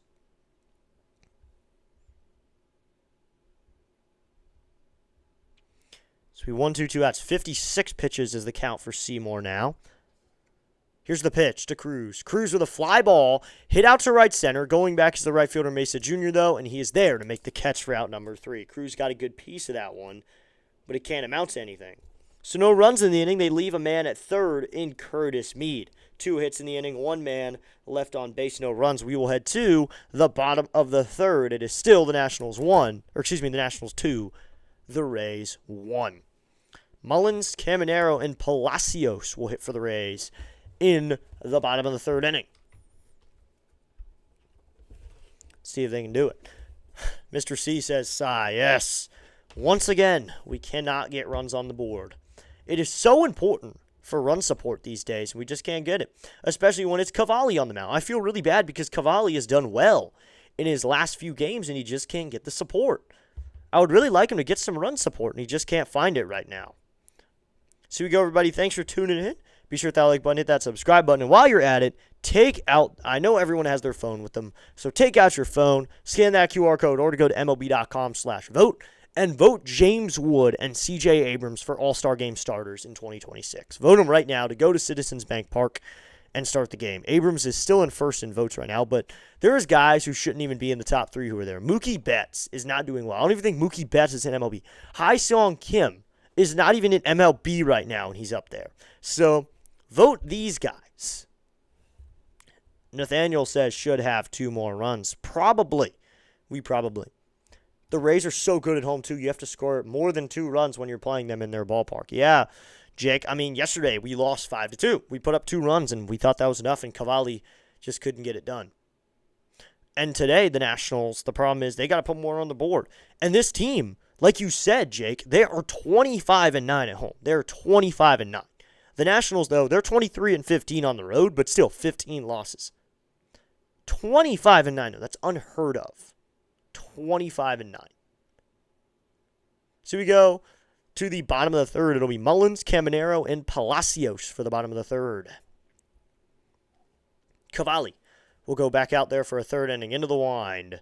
First pitch. Now he works out of the set, and that's a curveball upstairs, ball 1. Cavalli's going to work out of the set position here. He didn't go into his windup there. I wonder why. Maybe he doesn't do it on this pitch, though. I wonder if he was just trying to work faster there. So he is set here. Now going to a step-back windup. Here's the 1-0. This one is going to be called strike 1 with a sinker, so that'll even up the count. So he gets the call that time. Going inside corner. Let's go Nationals. Yep, let's go Nats. So we 1-1 here. Cavalli into the wind. Here comes the 1-1 for Mullins. And this one is grounded foul on that knuckle curve down the first base line. It'll be a 1-2 count. Got to switch back to this screen. Forgot to switch back to it, but it'll be a 1-2 count here. Cavalli now at 50 pitches. Come on, Nats. You just got to hold him. You got to get some runs on the board, too. You got to be ready. And the bullpen has to be ready to go today as well. So it'll be a 1-2 here. Mullins is 1-for-1 with a single, but then was out in that double play in the first. Here comes the 1-2. Swing and a miss at a high 96-mile-an-hour fastball. And Cade Cavalli has his first strikeout of today's late afternoon game. Cade Cavalli sits down Cedric Mullins for out number 1.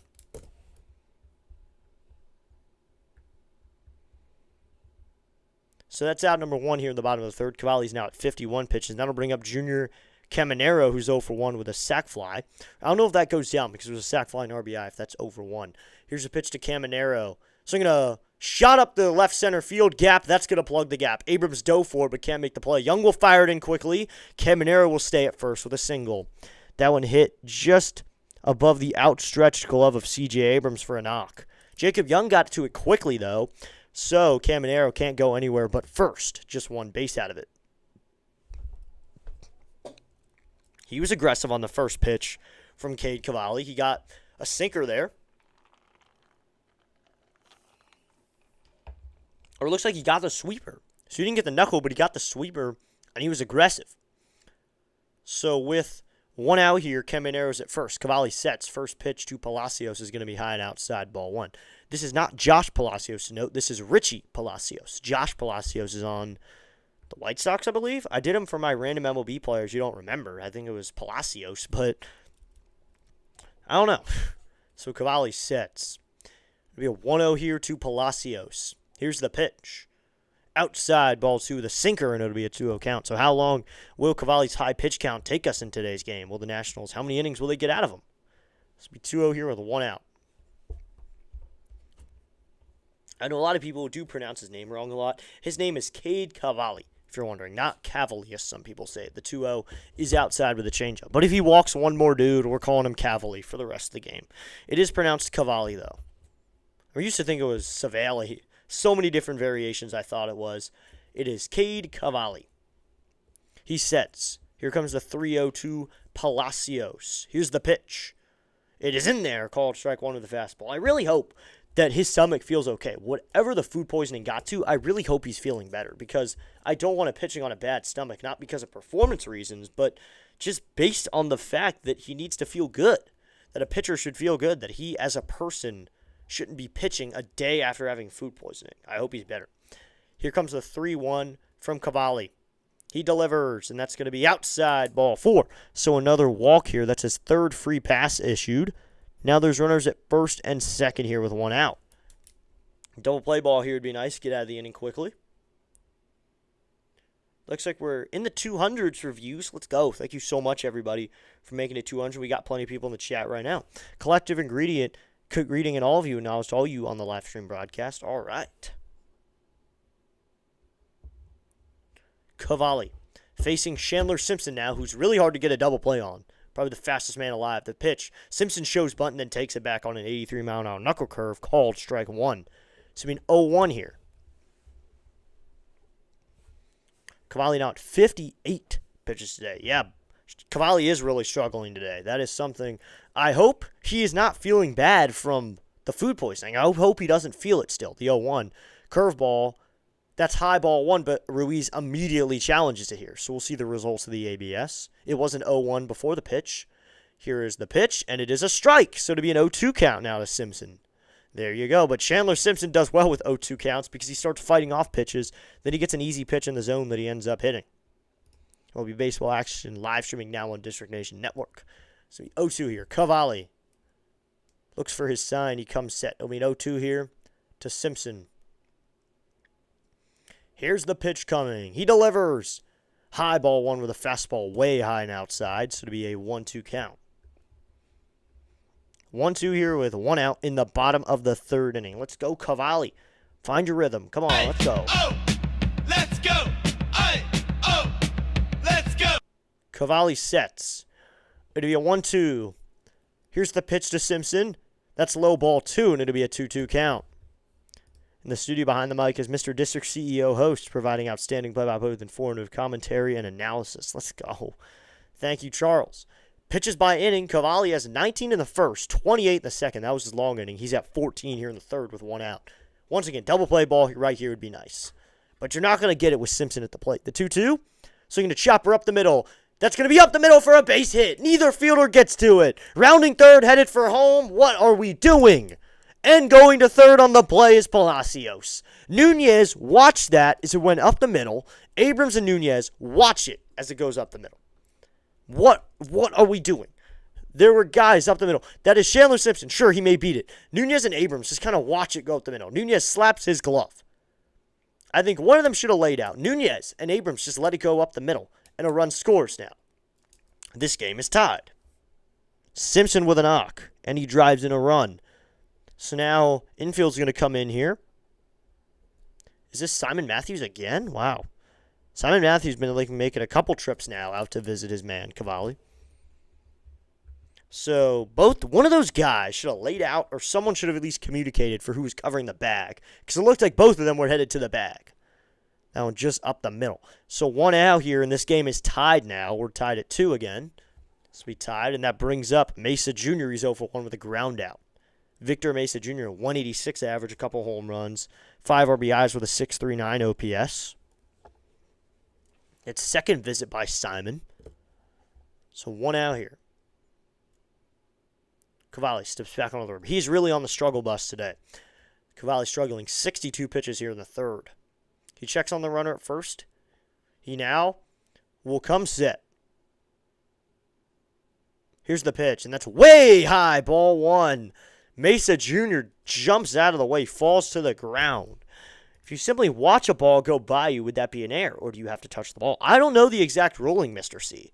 I actually don't know the exact ruling.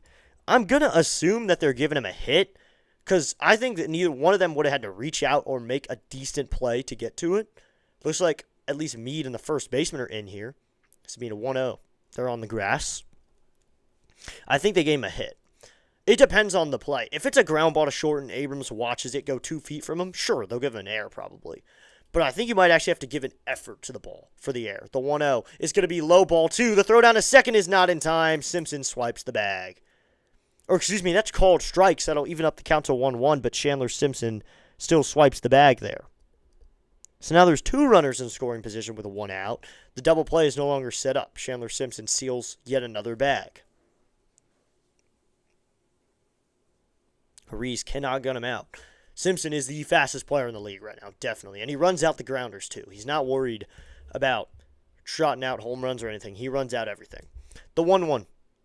This is going to be slapped foul on a fastball at 95 up in the zone. It'll be a 1-2 count. So really, how many innings are we going to get out of Cavalli today? We'll see. 1-2 here with 1 out. Tied up at 2. Cavalli steps onto the rubber. Looks like, oh no. No pitchy Parker's warming up. Oh boy. Okay, so no pitch Parker's warming up. Here comes the 1-2. Swinging a fly ball foul, and we'll do 1-2 again. So it looks like Ruiz was gearing up to backpick on that. He was standing up out of the crouch on the play. But no pitchy's now warming up. No one wants to see no pitchy, but I'm assuming we're going to see no pitchy today. If Butera trusts him, in Butera we trust, I guess. So 1-2 with 1 out. Cavalli comes set. A strikeout here would be nice. Get it set up for 2 outs so they can drive in runs. Here's the pitch. Inside, ball 2. The throw back to third. Missed by Mead. Oh, and the runner started towards home, but then Mead stops the ball. So Palacios started towards home. Mead had missed the ball there. And then he starts at home, but Palacios stops himself. He got a little eager there.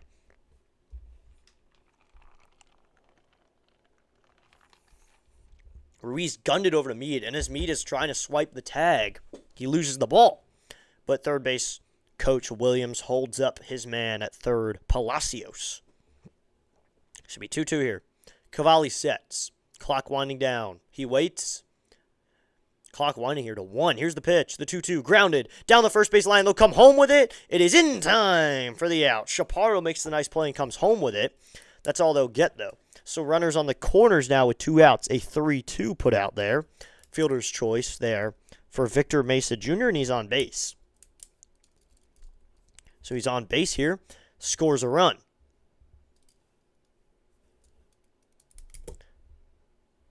So a run does score, a run does not score. Chaparro gets the out there on the fielder's choice.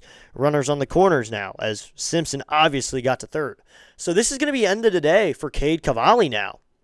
They're going to end his day now. Wow.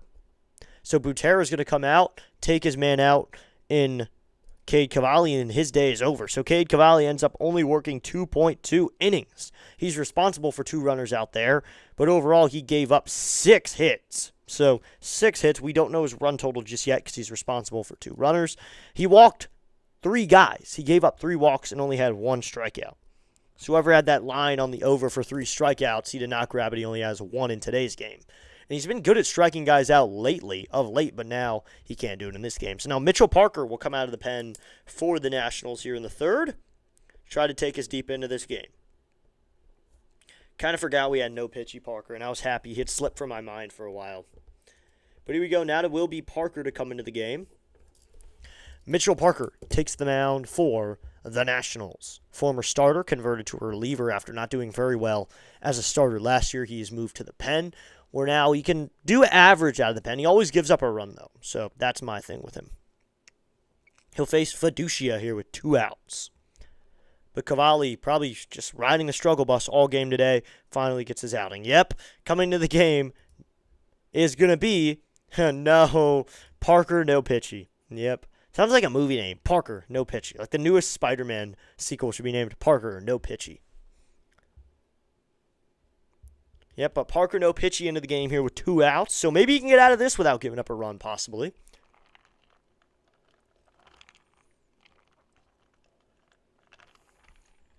Just whatever. Get out of it. Whatever he needs to do. If he underhands it into the zone, if he goes Rookie of the Year style and underhands it up to the plate, Henry Rowan Gardner, if that is what it takes to get the out, get the out. So Parker no pitchy into the game.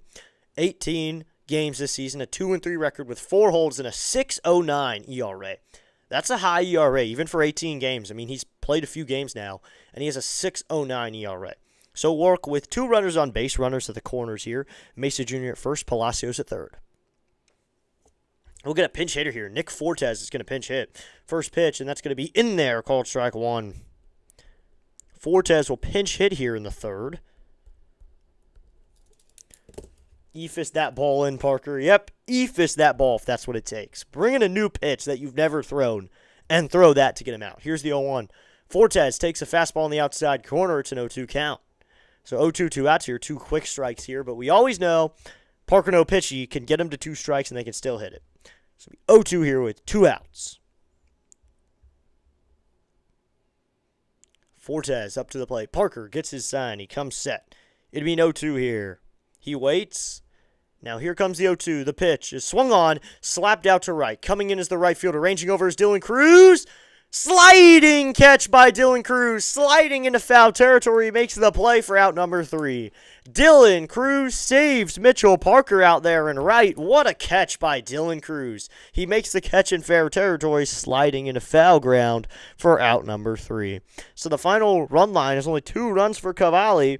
He gives up 1 in that 3rd inning. Mitchell Parker gets out of it with some help from his friend Dylan Cruz. We'll have to give him a high five when he gets back in there. 2 hits in the inning for the Rays. They do leave 2 men left on base. We will head to the top of the 4th. We're tied at 2 now as we head to the 4th inning. It'll be Lyle Young and Smuñez for the Nationals in the top of the 4th inning. So Parker is saved by Dylan Cruz as Dylan Cruz makes a sliding catch out there, and right? Spectacular catch by Dylan Cruz. Just getting it done out there in the outfield. So head to the 4th.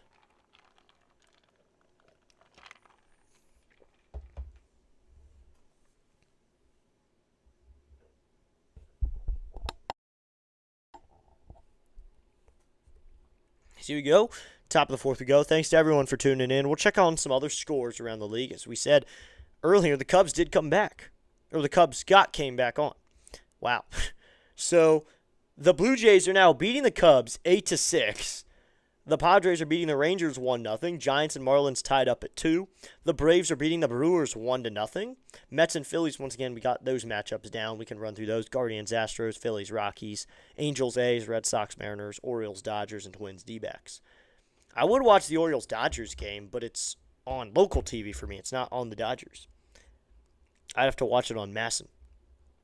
But it is Yamamoto on the mound, so I might have to listen to it a little bit before bed. He's been pretty good. I mean, a 2.52 ERA, I'd say he's been pretty good.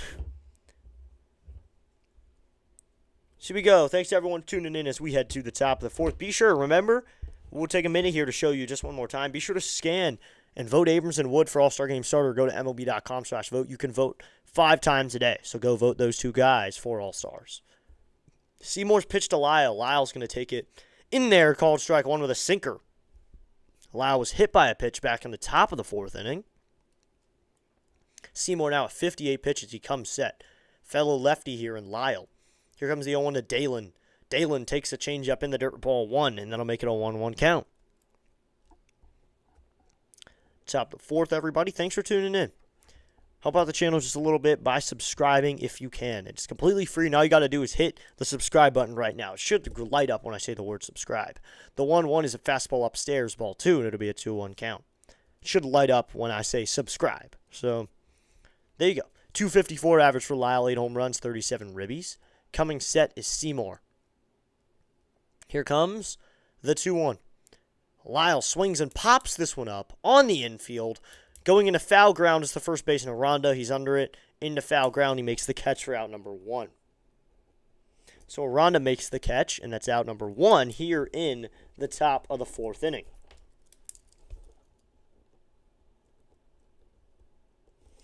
So now that'll bring up Jacob Young, a righty now, a righty to face the lefty Seymour. You got 2 switch hitters behind him, though, so Smuñez can hit from the right side. Same with Ruiz, but Jacob Young is dominant from the right side. So hopefully he can get something going as Young takes a sweeper upstairs, ball 1. It's a 1-0 count.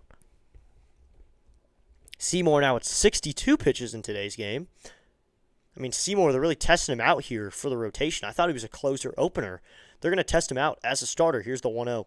Young slaps this one. Caught by the shortstop Walls for out number 2. Young robbed of a base hit as Walls ranges over to make the catch for out number 2 on the line. So line drive there. So there you go, out number 2.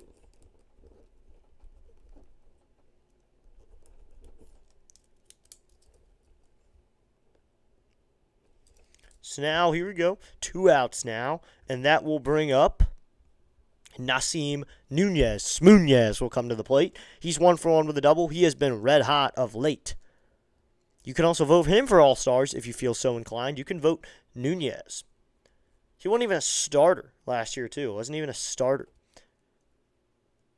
Coming set is Seymour. First pitch to the righty Nunez, switch hitter. The pitch, and he fouls this one off, and it's an 0-1 count. He has been seeing the ball well. He has been hitting extremely well. So we'll see what he can do here. He's hitting 229 now. That average just keeps climbing, climbing, and climbing. Why not, though? It's be 0-1 here with 2 outs. Coming set is Seymour. Here's the pitch. This one is going to be low ball 1 with a sweeper. That'll even up the count to 1-1.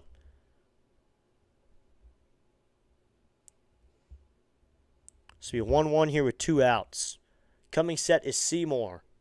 Here comes the 1-1 to Smoonez. Here's the pitch. Nunez swings and pops this one up. Out to right. Coming in is the right fielder, Mesa Jr. He's under it. He makes the catch for out number 3, inning over. So that's a 1-2-3 inning for the Rays. They go down 1 for the Nationals. They go down 1-2-3. Led to the bottom of the 4th inning. It is still the Nationals 2, the Rays 0 or 2. Sorry, I'm just so not saying the right words. Led to the bottom of the 4th. We're going to take a quick break right here. Be back in just a moment. Keep watching this video. Keep watching this video on the Abrams and Wood infomercial. Why you should vote them for All-Star starter. Hey everybody, District Nation here. I hope you're all doing well. We need to help out our friend James Wood. James Wood is 7th in All-Star voting right now. Please help out James Wood. He objectively and subjectively is one of the best outfielders in the league, and there's only one way to help right now of our friend. We need to go scan that QR code and vote James Wood for All-Star Game starter right now. It is the right thing to do. It is the right choice to make, and it's easy, it's free. All you need is an email, and that's all you need. Vote CJ Abrams as well. Abrams is in 1st in the All-Star Game polls right now. Be sure to vote CJ Abrams and James Wood for All-Star starter for the 2026 All-Star Game. Go vote right now. Scan that QR code. Vote as many times as you can. It's 5 times a day.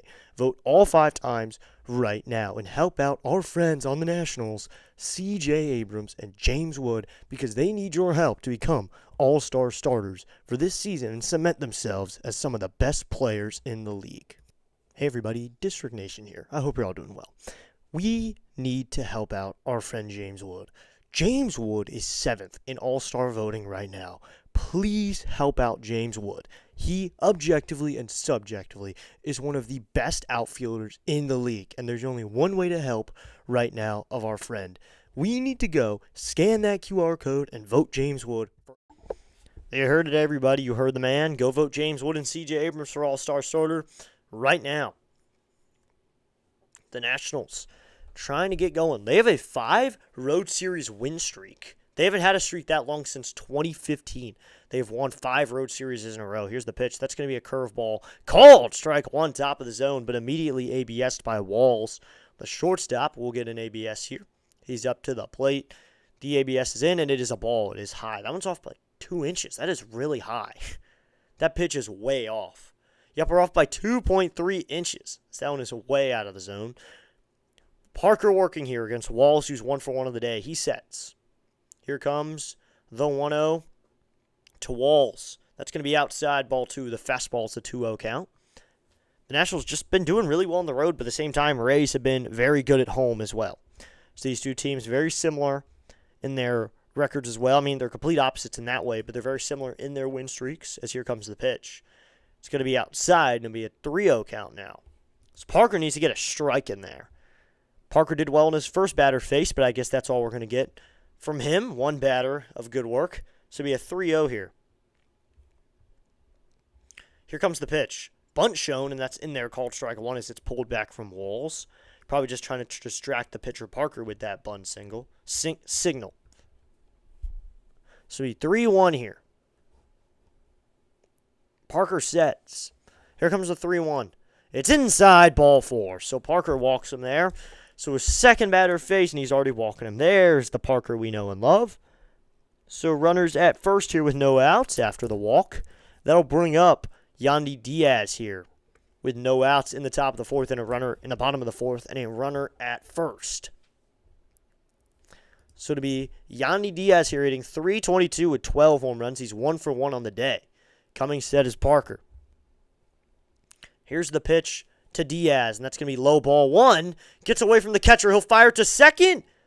And not in time. They're going to say Walls stole the bag. That pitch, you can't do that. Yandy Diaz stepped onto the plate. He got in the way of Ruiz. He steps onto the plate, then steps out of the way as Ruiz has to fire to second, and it is not in time. They might get a second look at this, though. Ooh, that one's close. Let's get a second angle here. But Walls swipes the bag, and it's a 1-0 count. He got in the way. Yandy Diaz can't do that. He reached for the ball as it was out in front of Ruiz. Here's the pitch. That's in there, called strike 1. It's a 1-1 count. He almost reached for the ball. He had to hold himself back that time. Got to reload ESPN right here. Coming set is Parker. Here comes the 1-1 to Diaz. He'll go over to second. Back in safely is the runner Walls. So to be a 1-1 here.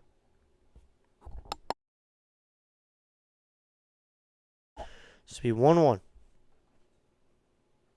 Coming set is Parker. Here's the pitch to Yandy Diaz. Swinging a fly ball foul on a fastball at 94 up in the zone. It'll be a 1-2 count. So 1-2 here in the bottom of the fourth. It is all tied up. 1-2, no outs in the bottom of the fourth inning. Nationals need to find a way to hold him and then get a few runs on the board in the fifth. They got to still win here. Here comes the pitch. Swinging a fly ball foul. So it'll be 1-2 again. I'm giving away this game. We're not giving it away just yet.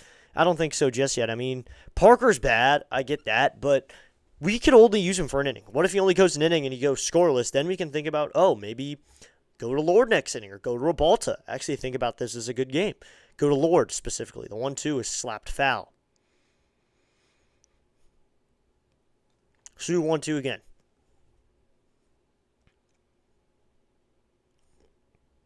1-2 here in the bottom of the fourth. Parker looks for his sign. He's got it, and he comes set. It'll be another 1-2. He waits now, the 1-2 pitch. Swing and a miss at a fastball at 94. Diaz apparently tipped it right into the glove of Keibert Ruiz for out number 1. Parker sets down Yandy Diaz for out number 1. That's the first time he's been retired in this game. He got a hit and a walk. Yeah, that makes sense. That makes sense. I get that. Now I see where you're coming from. So we 1 out here, and that'll bring up Jonathan Aranda. He's 1 for 2 on the day. Coming set is Parker. He waits. Here comes the pitch to Jonathan Aranda. That is in there, called strike 1 with a slider on the low and outside corner. It's an 0-1 count. These big Rays are rough to challenge. Jonathan Aranda challenges this one, and the call is confirmed on that low and outside slider. Aranda, what are you challenging? The Rays lose a challenge. So it'll be 0-1 here with 1 out. Parker sets. Here comes the pitch to Aranda. That's going to be swung on and fouled off. Third base side, it'll be an 0-2 count. Nationals, he gets thing on the board. You're tied at 2 here. Got to get some runs on the board. They are really hard to strike out, though. CO2 here. They fight, they battle, and then they put the ball in play. Especially guys like Chandler Simpson or Yandy Diaz. Coming sets Parker. It'd be another 0-2 to Aranda. He waits. Now the pitch. Swinging a foul off. It'll be 0-2. Parker at 17 pitches here in the bottom of the fourth. We'll do 0-2 here with 1 out. Here we go. Trying to get Aranda out, who had that clutch swing last night. Don't let him do it tonight. Parker sets at the belt. Here comes the 0-2. Swinging a line drive, fouled on the third base line. Sad trombone, lol. Yep, one of my favorite sound effects on the soundboard now. When they lose an ABS challenge, I can just go. Just got to play that when they mess up. So we 0-2 here with one out. But the favorite sound effect of all time, the best one is still. Hey, it's Enrico Palazzo! Parker now comes set, and Aranda takes a timeout here. So 0-2 here with one out, and Aranda took a timeout. One out here, and 0-2 count. Aranda is facing Parker in a lefty-lefty matchup. Parker sets, trying to get out Aranda. Here's the 0-2. He waits, now the pitch. Swinging a ground ball. This is going to be Nunez. He fields cleanly on the chop, and now he fires to first in time to Chaparro for out number 2. So that's 2 outs now. After the walk, Parker gets 2 outs. So there's 2 outs now. That'll bring up Cedric Mullins in the 3-hole. So that'll bring up Cedric Mullins to the plate. So Parker here facing Mullins. It's another lefty-lefty matchup. Good thing we went to a lefty later in the game. Now they got to start pinch hitting the righties. Here comes the pitch. In there, called. Strike 1, and it's an 0-1 count. So 0-1 here with 2 outs. I think that Nick Fortes, who pinch hit for Fiducia, is now in the game as the catcher. I can check, though. Coming set is Parker. Here comes the 0-1 pitch to Mullins. This is swung on and fouled back, and it's an 0-2 count.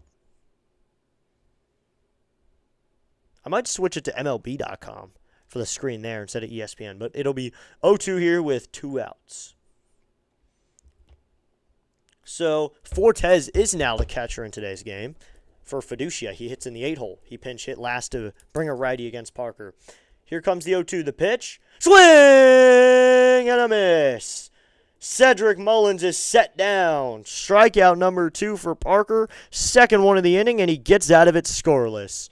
No runs, no hits, no runners left on base, or 1 man left on base. We will be done with 4 here. We're tied at 2. We will head to the top of the 5th. DN, what's your favorite baseball movie? Major League is funny, but the actual baseball is laughable. Yeah, I mean, I love Major League for comedy reasons, and I love the movie itself. I think I'm going to have to say probably just because of how iconic it is, Field of Dreams. I never really watched that all the way through, though. That's bits and pieces for me. Went back and watched the beginning, but I sat down and watched the majority of it maybe a week ago, I think. But it was fun to watch that, and it's a good movie. So we head to the 5th inning. I like Field of Dreams. I got to say Field of Dreams. And maybe Major League even. Maybe even Major League, just how funny it is and how good of a movie it is. Field of Dreams is a good plot, though, and they're bringing that game back, which is really exciting. They're bringing the Field of Dreams game back this year. It'll be Ruiz, Wood, and Meade for the Nationals in the top of the 5th. Thanks to everyone for tuning in. We got plenty of people in the chat. Be sure to hit that like button. Hit that subscribe button. Help out the channel just a little bit.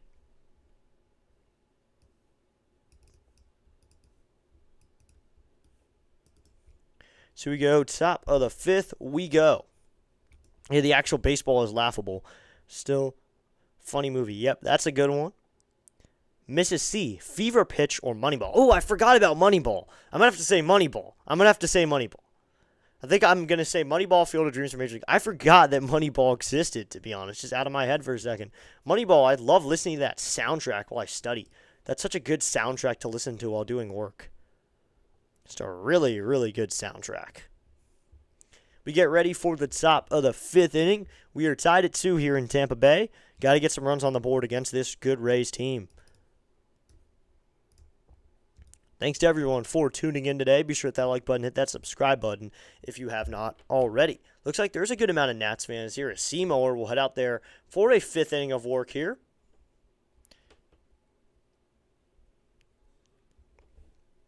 Coming set is Seymour. He will pitch to the righty Ruiz, switching around to the other side. The pitch to Ruiz. Ruiz swing and a miss, and it's 0-1. Yay, Mrs. C for the win. Yep, Mrs. C on the win that time. So to be 434 subscribers now. Let's go. We just gained another. So be an 0-1 here. Seymour sets. Here's the pitch to Ruiz. Ruiz takes a sweeper in there called strike 2, and it's an 0-2 count. How about the natural Parts of it are very good. I haven't seen that movie in years. I might need to go back and watch The Natural because I can't really formulate a good opinion because, I mean, I didn't really like it when I watched it last time. Looks like we're at 19 likes. Let's go, everybody. Here's the pitch to Ruiz. He takes a ball in the dirt. That's a changeup, so it'll be a 1-2 count. We're about to hit 300 views, too.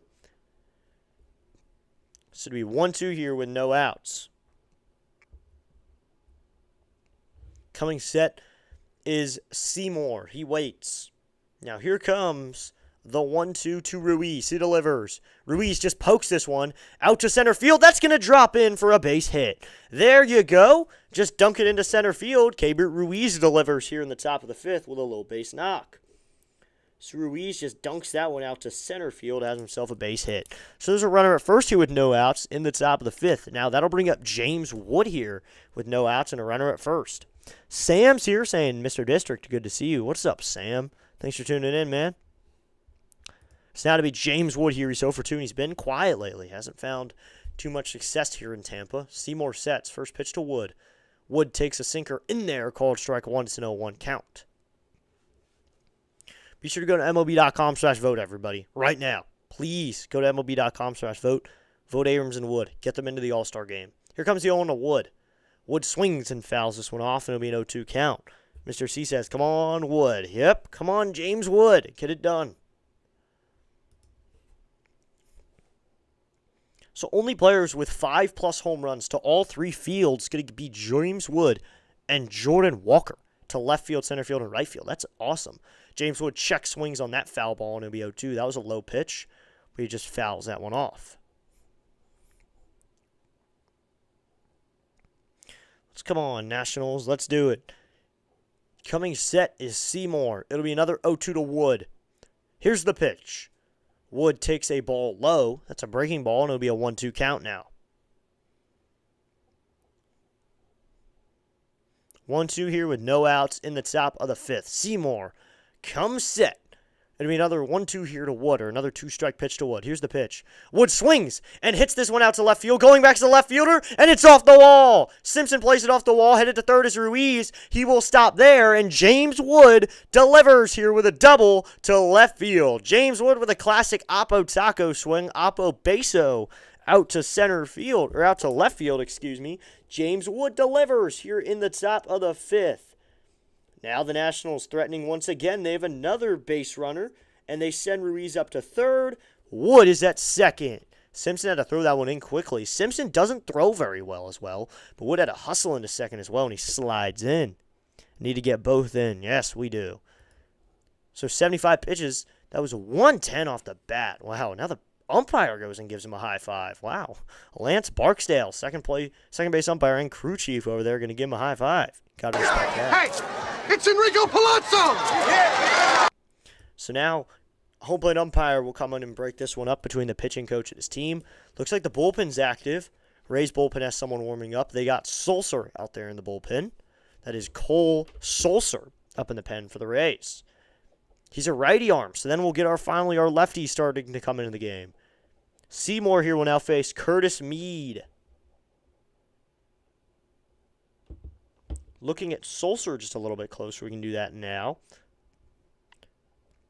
He's a 6.18 ERA. Mead takes a sweeper in there, called strike one. Cole Sulser, 25 games, a 1-0 record with a 6.18 ERA. So here comes the 0-1 from Seymour to Mead. He waits. Now here comes the 0-1. Mead takes a ball high. Throw to third. Back in safely is Ruiz. That ball one-hopped to the third baseman, Caminero. That throw one-hopped. Fortes kind of one-hopped it over there. So do you 1-2 here? Let's go. Got to find or 1-1 here. Got to find a way to drive him in. Sulser coming in the game would not be the worst thing. It does not look like he has good numbers. So this be a bullpen unshootout. This be a hitter's match if both those guys were in the game, Parker and Sulser. Here comes the 1-1. Mead swings and fouls this one off, and it'll be 1-2. But perfect situation here. Runners at second and third, so there's no threat for the double play. The forced double play, at least. Mead up to the plate. 235 average with 11 home runs this year. But you get 2 outs to play with here with sac flies, bunts, whatever you need to do. Here's the 1-2. Mead swinging a miss and a high fastball out of the zone. Strikeout number 3, or excuse me, how many is that now? That is 4 strikeouts now for Seymour. 4th strikeout of the afternoon for him. He strikes out Mead. So now he's 1 for 3, and that'll bring up Andres Chaparro, who had a single but was out trying to stretch it into a double back in the 3rd. Coming set is Seymour. Here comes the first pitch to Chaparro. Chaparro swings and fouls this one off, and it's an 0-1 count. 0-1 here with 1 out in the top of the 5th. 194 average for Chaparro. No home runs, 4 ribbies, and a 6.65 OPS. Seems like the perfect time for Andres Chaparro to get going offensively. Here's the pitch. Chaparro swings in a little blooper in front of the plate. The catcher has to field, will go to first in time for the out, but that little chopper will score a run. Keibert Ruiz scores on it because the catcher had to run out and grab that one. Ruiz scores. RBI chopper. That was a little chop right out in front of the plate, and it just manages to score a run. There you go. Andres Chaparro delivers, and it's now a 3-2 game. He delivers there. Yes, we just hit 435 subscribers. Let's go. Andres Chaparro with a ground out. Drives in a run. Here's the pitch from Seymour to Abrams, and Abrams crushes this one. Out to right field, coming as the right second baseman, Going out as Palacios, he makes the catch. Thought he had more of that one, but Abrams is down. So that scores a run. The Nationals once again have the lead here as we head to the bottom of the 5th inning. 1 run on 2 hits, no errors, and 1 man left on base. We will head to the bottom of the 5th. It is now the Nationals 3, the Rays 2. N-A-T-S, Nats, woo! Nationals have the lead here in the bottom of the 5th. It'll be Caminero, Palacios, and Simpson for the Rays in the bottom of the 5th. 435, yes, and Sam showing off the eagle. But we are at 435 subs now, so we hit the goal for today. We're now 5 away from 440. Oh, well. Well, come on, Parker. Let's hope maybe the Lord will come into the game here in the bottom of the 5th. Maybe they'll go to the Lord. So bottom of the 5th, it'll be Caminero, Palacios, and Simpson. Combined, they have a couple hits and a walk. They have 2 RBIs all around. So this is the part of the lineup that seems to be doing pretty well offensively. I mean, Simpson has a knock, but it was barely a knock. He hit it up the middle, and Nunez couldn't make the play. But here we go, bottom of the 5th. Thanks to everyone for tuning in today. It looks like we can check on the college baseball score here. I'm assuming that game's probably over by now. They've had a lot of time.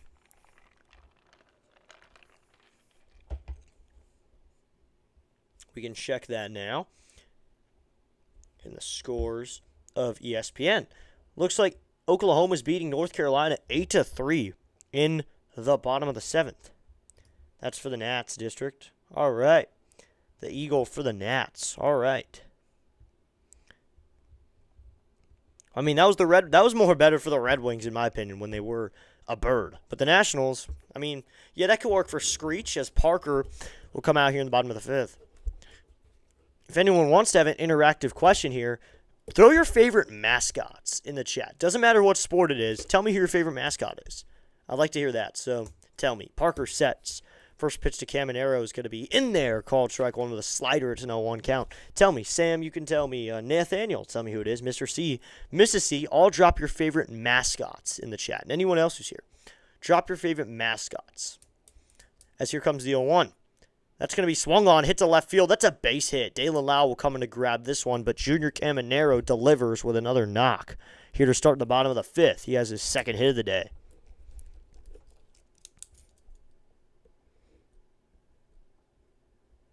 My favorite mascot has to be the Rochester Red Wings, the AAA affiliated Nationals mascot, Spikes. That is my favorite. He's a AAA mascot, but he's very interactive. He's a bird. I mean, he's a nice costume, and they have a website page just for him where you can learn facts about him. He seems like a nice little bird. Gotta admit, the Philly Fanatic is kind of an OG mascot. Oh, yeah. Gotta admit, I was thinking someone would say that, one of the first mascots in the Philly Fanatic. Sam says Iceberg, the Pittsburgh Penguins mascot. All right. So now Parker will be visited by Ruiz here. No pitching coach, just Ruiz. And just the two of them have a quick conversation before they face Richie Palacios here. He is 0-for-1 on the day, grounded into a double play and drew a walk. Or excuse me, we're going to get a pinch hitter here I don't know who this is, but it is a pinch hitter. Parker comes set to the new righty up to the plate to face Parker. Here comes the pitch from Mitchie P. Swinging a fly ball foul, and it'll be 0-1. So who is this? This is Williamson up to the plate now. Williamson will pinch hit. Ben Williamson, this season, 54 games, a .248 average, 1 home run in his limited ABs, and 19 RBIs. So he drives in runs. Here's the pitch. He's going to show a bunt, and then he takes it back on a slider, so that'll even up the count at 1-1. Oh, Lord. Lord is warming up in the pen. So Brad Lord is getting loose up in the pen right now. B. Lord is getting loose here to pitch probably after Parker. Here comes the 1-1 from Mitchie P. Swinging a ground ball up the middle. Abrams make the play. Flips it up to Nunez for 1. To first in time. 6 plus 4 plus 3 equals what? 2. And that's a double play here in the bottom of the 5th. 6, 4, 3. There you go. Let's go Nats. Get the double play when you need it, and that's out number 2 and out number 1. Nunez once again had to make that catch. Crosses over the bag. Was running kind of crossed over the bag and fired it to first in time to Chaparro for 2 outs. So now to be Chandler Simpson here. Here's the pitch, and Simpson swinging a foul off until 1. A double play there. So good job using the pinch hitter. He really helps out the team there by grounding out.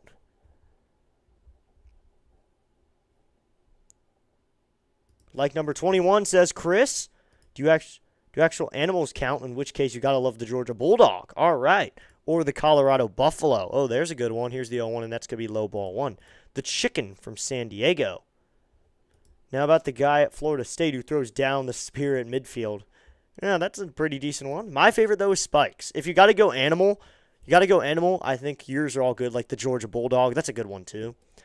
Here comes the 1-1. That is outside ball 2. Way to go, Williamson. Yep. Grounds into a double play just when the Nationals need it. But thanks for tuning in, Chris, once again. Chris is back. He was here last night as well. This will be 2-1 here with 2 outs.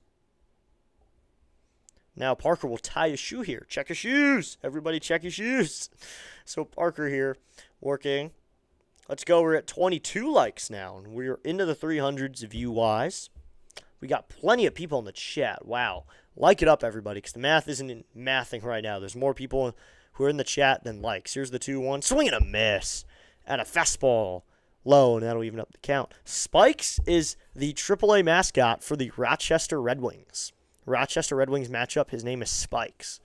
I love Spikes. He is a very interactive mascot, too.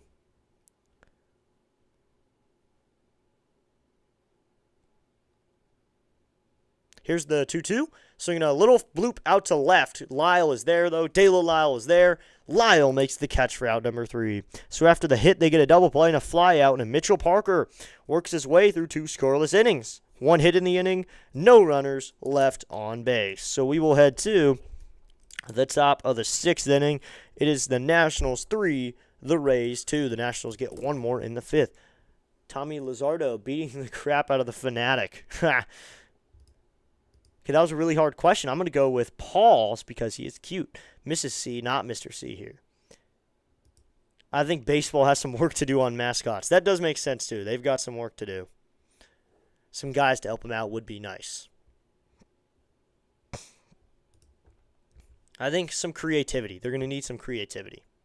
I mean, Spikes isn't a bad mascot, really, the Rochester Red Wings one, but I mean, Screech isn't a bad one either. It's just he doesn't really do much. That's the one thing. He doesn't do much at all. So head to the top of the 6th. It'll be Cruz, Lyle, and Young for the Nationals in top of the 6th. Thanks to everyone for tuning in today. Orbit the Astros. All right, Orbit. That's a good one, too. But here we go. We'll check up on some other scores around. We'll check up on anything surprising, many finals that may have happened already. The Rays suck. All right. Spikes is good. Oh, yeah. Spikes is a nice mascot. Love watching Spikes. We saw him yesterday, or last Thursday, I believe. Giants, Marlins. Let's go. Marlins beating the Giants 6-2. And then the Brewers beating the Braves 3-1. Looks like some of the others are in finals. Looks like we'll have some final scores here. The Tigers beat the White Sox 4-1. The Reds beat the Yankees 10-2. And the Blue Jays beat the Cubs 8-6. Akamoto had a home run in that game. Kazuma Akamoto. And we're at 438 subs. I didn't even notice that. We're at 438. Let's go. Thank you so much to everybody. The Montgomery Biscuits have been awesome. They went with the unknown animal route like the Fanatic with a character called Big Mo. Oh, Big Mo. That is awesome. The Rays had Harvey the Rabbit. Here's the pitch to Cruz, and he fouls this one off. It's an 0-1 count. One plate pop-up when the ump needed some balls. Oh, that's cool. Thanks for tuning in, Big Bud. Thank you so much for tuning in today. How about Sammy the Slug, the UC Santa Cruz mascot? Who are the Banana Slugs? That's a good one. That's a really good one. Really clever one. Here comes the 0-1 here. Now Kimbrel's into the game. Here's the 0-1. That's high ball 1. So Craig Kimbrel takes over for the Rays, a guy who was cut by the Mets. Earlier in this season, he's picked up by the Rays. So Seymour's done after 5 innings as Kimbrel comes here in the 6th inning. Here comes the 1-1. Cruz swings and shoots this one out to right field. Going back to the right fielder, Mesa Jr., and he makes the catch, covering some ground. So Craig Kimbrel comes into the game. 17 games, an 0-2 record, a 5.82 ERA. Let's go Brewers, says Chris Schwind. All right. So 5 innings worked by Seymour. I mean, if they were testing him as a starter, he didn't do terribly. And he gave up 7 hits, 3 runs. Nationals were just able to get to him early. Here's the pitch to Lyle. And that's way inside ball 1. Almost got him again. That could have been Lyle's second hit by pitch. The Colorado Avalanche, Bernie the St. Bernard. Oh, yeah, that's an interesting one. The A's were in Kansas City then. Oh, that's really cool. So it looks like Butera wants a challenge. Are they going to give it to him, though? Oh, no, not again. He just made another mistake. Wait, are they going to give it to him? He had stepped on the rubber before Butera wanted a challenge. So now we will get a challenge, though. Marvin Mitchell just said, I just subscribed. Thank you, Marvin. So we are going to get a challenge here. They're going to challenge that it hit Lyle. So Cruz flew out to right, and now Lyle's going to get the challenge to get another hit by pitch in today's game. This would be his second one on the day. So looking at the replay here from Kimbrel, looks like it, oh yeah, got him on the foot. Well, it kind of brought up a lot of dirt too, so I think it got him at the bottom of the foot and brought up dirt as well. Polka High School in Polka, West Virginia are the Polka Dots. The mascot is big red and white dot. Oh, wow. So it looks like it did get him. I think this is going to end up call stands, though. Looking at it, it's too close to call. It would be a 1-0 count if it isn't. The Nationals would lose their challenge. Butera really wanted a challenge there, got a little more vocal there, and got excited about the challenge, too. So Lance Barksdale, the crew chief, has the replay center in his ear. They're watching here. So we'll see the call here. No walks by Seymour, but he did get a hit by pitch. Then 4 strikeouts. Looking at this pitch from Kimbrel, looks like it got him. I think it got him. Looks like it got him on the back of his toe. Or on the back of his foot. Kind of the front part of his foot. It got him just barely. But I think this call might end up standing because they can't find any evidence. So here we get our call.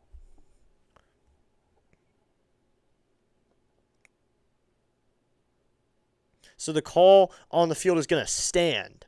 So it is a ball. It did not hit him. The call on field stands. So Nats will lose their challenge. So Lyle here has a 1-0 count. He must be excited. Now he gets the hack. But Kimbrel. So looking here from the side view, you can't really tell either. So it does look like it kind of hopped right before it got him. So here comes a 1-0. Kimbrel sets. He waits. Now here comes the 1-0 to Lyle. Lyle swings and drives this one out to right, but under it is the right fielder, Mesa Jr., and he makes the catch for out number 2. So 2 flyouts to Mesa Jr. in a row. So now that'll bring up JY. He's 0 for 2 on the day. So Jacob Young will hit now. 2 outs now.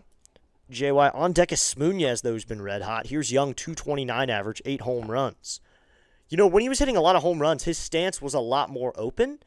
He's since closed it off just slightly. It's not as open anymore. Here's the first pitch. JY takes a knuckle curve, low and outside, ball 1. Well, Kimbrel coming in here in a 1-run game in the 6th, so he must be happy he's getting high-leverage situations again. As it'll be a 1-0 here with 2 outs. Kimbrel Still does a thing where he bends over before he gets his sign. That's good, though. Here comes a 1-0 to Young. Young takes a fastball upstairs, and it's a 2-0 count.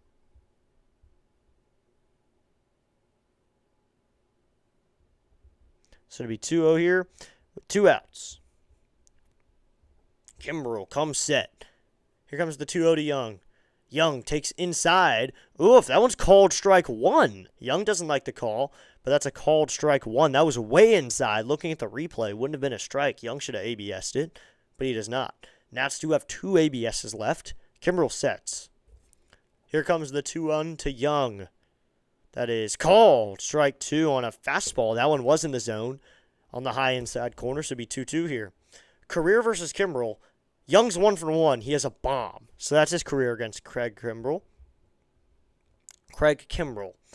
Coming set is Kimbrel. He waits. Now here comes the 2-2 to Young. Young takes a ball outside ball 3 with a knuckle curve, and it'll be 3-2 now. Kimbrel's probably only going to get this 1 inning, no matter how many pitches he throws. He is a former closer, so isn't used to throwing 40, 50 pitches in a game. Usually not 2 innings of work either. So he will come set now. It'll be another 3-2 to Young. Here's the pitch. Young swings and slaps this one to center field, coming into the center fielder, and that is Mullins there to make the catch for out number 3, and that will end the inning. Nationals can't get anything. They go down 1-2-3. We are going to head to the bottom of the 6th. Still Nationals 3, Rays 2. We will head to the bottom of the 6th inning. We're going to take a quick moment here. Watch this video with more information on C.J. Abrams and James Wood and how you can help them out a little bit come this All-Star break. We'll be back in just a moment. Hey everybody, District Nation here. I hope you're all doing well. We need to help out our friend James Wood. James Wood is 7th in All-Star voting right now. Please help out James Wood. He objectively and subjectively is one of the best outfielders in the league, and there's only one way to help right now of our friend. We need to go scan that QR code and vote James Wood for All-Star Game starter right now. It is the right thing to do. It is the right choice to make, and it's easy, it's free. All you need is an email, and that's all you need. Vote C.J. Abrams as well. Abrams is in first in the All-Star Game polls right now. Be sure to vote C.J. Abrams and James Wood for All-Star starter for the 2026 All-Star Game. Go vote right now. Scan that QR code. Vote as many times as you can. It's 5 times a day. Vote all 5 times right now and help out our friends on the Nationals, C.J. Abrams and James Wood, because they need your help to become All-Star starters for this season and cement themselves as some of the best players in the league. Hey everybody, District Nation here. I hope you're all doing well. We need to help out our friend James Wood. James Wood is 7th in All-Star voting right now. Please help out James Wood. He objectively and subjectively is one of the best outfielders in the league, and there's only one way to help right now of our friend. We need to go scan that QR code and vote James Wood for All-Star Game starter right now. It is the right thing to do. It is the right choice to make, and it's easy, it's free. All you need is an email, and that's all you need. Vote.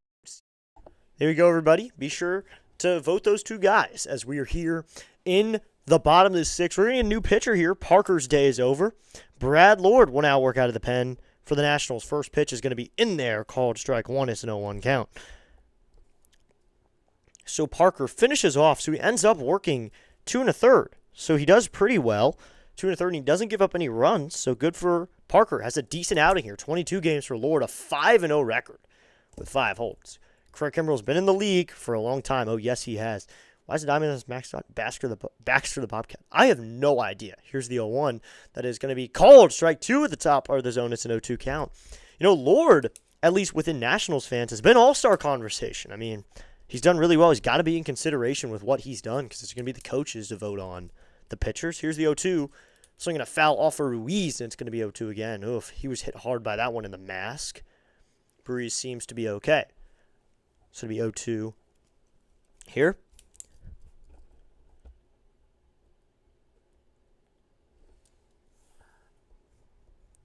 Oof, that one got Ruiz on the mask. So it'll be 0-2 again after that foul ball. They're a snake. Yeah, the Diamondbacks are a snake, and their mascot is a bobcat. You know, that's almost as bad as being someone like the Nationals and your mascot being a bird. So it'd be 0-2 here, because no team would ever do that, right? Here comes the 0-2. Swing and a miss, and a 95-mile-an-hour fastball in the zone. Brad Lord with a strikeout of Mesa Jr. for out number 1 here in the bottom of the 6th. Brad Lord sets him down immediately. And there you go. Setting him down. So Brad Lord strikes out Mesa Jr. to get the day underway for him. I love watching Lord pitch. Now to be Fortes here. He's 0 for 1 with a flyout. First pitch is going to be a curveball. Chop to the first baseman. Chaparro takes it himself in time for out number 1. That was a slider, but he still makes the play. So there's 2 quick outs. Let's go, Brad Lord. Keep cruising out there. Whatever it takes. So we go 2 outs now. Working well here. Let's go. Let's go, Lord. Work out of the pen well. So Brad Lord has been doing very, very well out of his time.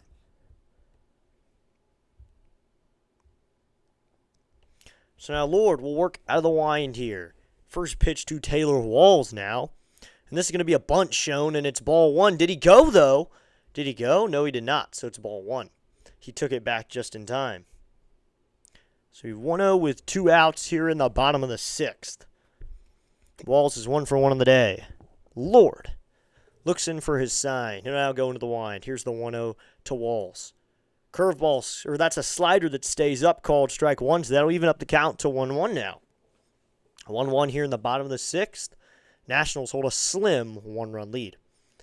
Lord into the wind. Here comes the 1-1. Called strike 2 with a fastball right down the pipe, and it's a 1-2 count. Let's go, Nats. Let's go. Brad Lord is doing great. Hey, oh, let's go. Hey, oh, let's go. Lord into the line. The 1-2. Inside ball 2, the sweeper, and it'll be a 2-2 count. So it'll be 2-2 here with 2 outs now. Lord now at 9 pitches. He can work deep into a game, though. Lord, the converted starter. He's been great out of the pen, though. So it'll be 2-2. He does work out of the wind, even when he's out of the bullpen, which I'm completely fine with. Here comes the 2-2 from Lord. Swinging a fly ball. Foul to 2-2 again. Hurricane is Duck mascot. Go figure. Yep, go figure on that one. So to be 2-2 here with 2 outs. This is powerful indeed. Let's go. Lord has a 2-2 on Walls. He's into the wind. Here's the pitch. Swinging a fly ball. Foul to 2-2 again. So 2-2 again here in the bottom of the 6th. Let's go. Yes. I like having that sound effect, too. It's a good one. Let's go. Hey, oh, let's go. Hey, oh, let's go. A random one, too. Lord into the wind. Here comes the 2-2 to Walls. The pitch. Called! Strike 3 on a sweeper. Backdoor sweeper to Taylor Walls. Catches him looking there. 2 strikeouts in the inning for Brad Lord. So that is 2 strikeouts for Brad Lord. We're done with 6. Right here, Lord is going to want to hold the lead here. 1, 2, 3 inning. We will head to the 7th. It is the Nationals 3, the Rays 2. So now we got to think up of a nickname for Lord. Lord goes out there and works hard. He has a day going. Let's go, Brad Lord.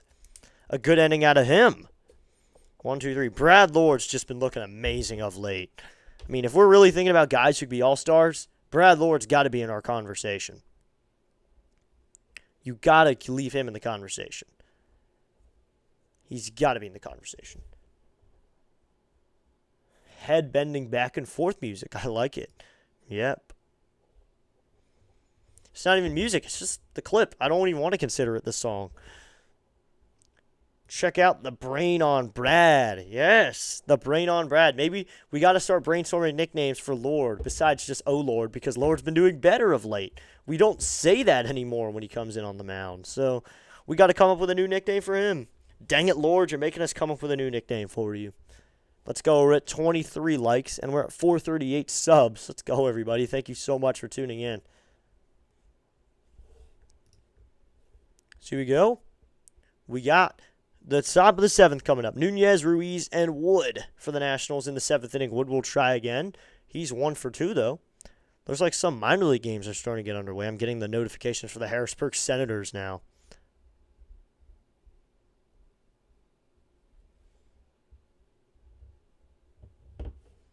I get notifications for the Senators, but I don't any others, which is kind of... Oh, yeah. So I can turn it on for all 3. Kind of just want it on for the Rochester Red Wings. That's the only team I really care about, minor league-wise. There's the Pulp Fiction line. Oh, I have not seen that movie. I have not seen Pulp Fiction. So here we go. Let's go, everybody. Thanks for tuning in. Looks like the Red Wings will play at 6:45 tonight as well. Let's go. I have not seen Pulp Fiction, though. So we go. Top of the 7th we go. First pitch, and that's a bunt laid down by Nunez. It's a beauty. And that one is going to go foul. Picked up in foul ground. Wow. Just barely. Nunez, it goes foul. That was a dandy of a bunt there. It just rolls foul. What a bunt, though. So now Sulcer's into the game for the Rays. Dandy of a bunt, though. Puts it down the third base line, and it went foul at the end. Kimbrel ends up working an inning. No runs, no hits, no walks, no strikeouts, zeros across the board. But now Sulcer will come into the game. He has a ERA in the 5s. So let's eat, boys. Let's eat. Come on, let's eat. No outs here. Coming set is Sulcer. Here's the pitch to Nunez. Nunez takes the ball in the dirt with a changeup at 83. That'll even up the count to 1-1. 1-run lead for the Nats, though. They're trying to hold on here. They don't do well in close games, though. So maybe today they can defy the stereotypes, defy the odds, win the game. So it'll be a 1-1. Here's the pitch to Nunez. Nunez fouls this one off. It'll be a 1-2 count. So it's 1-2.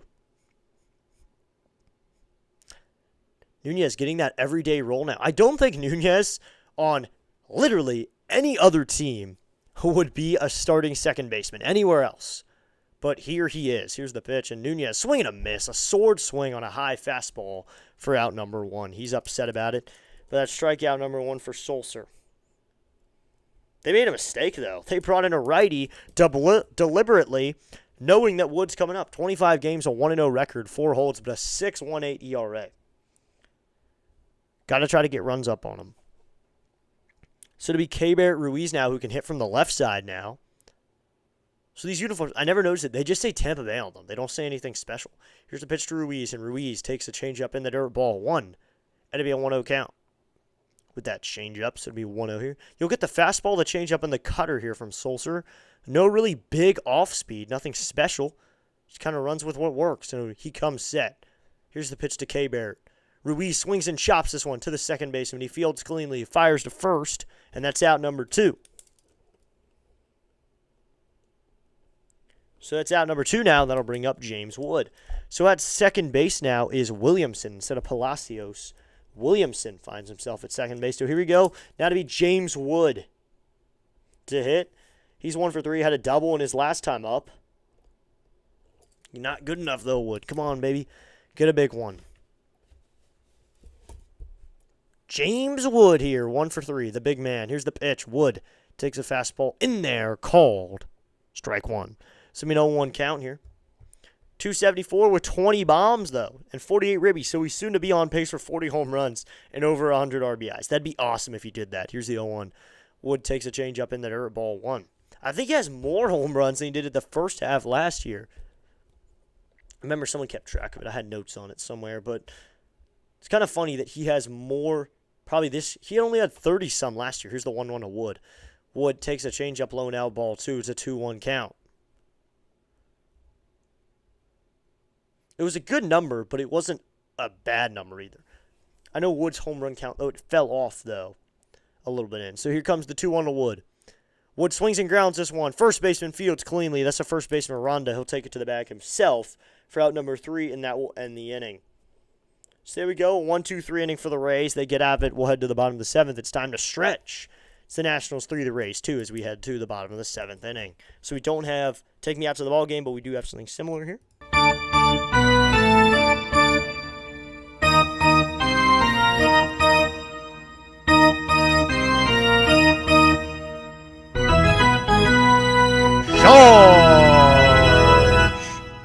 So it was, how many here?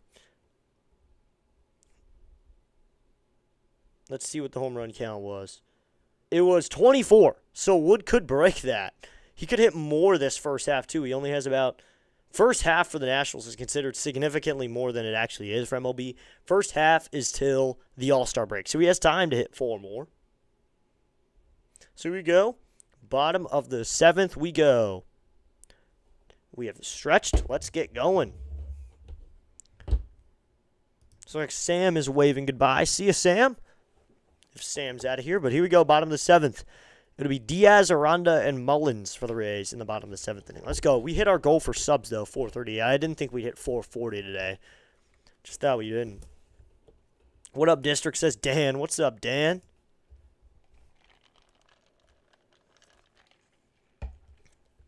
Brad Lord went to UCF.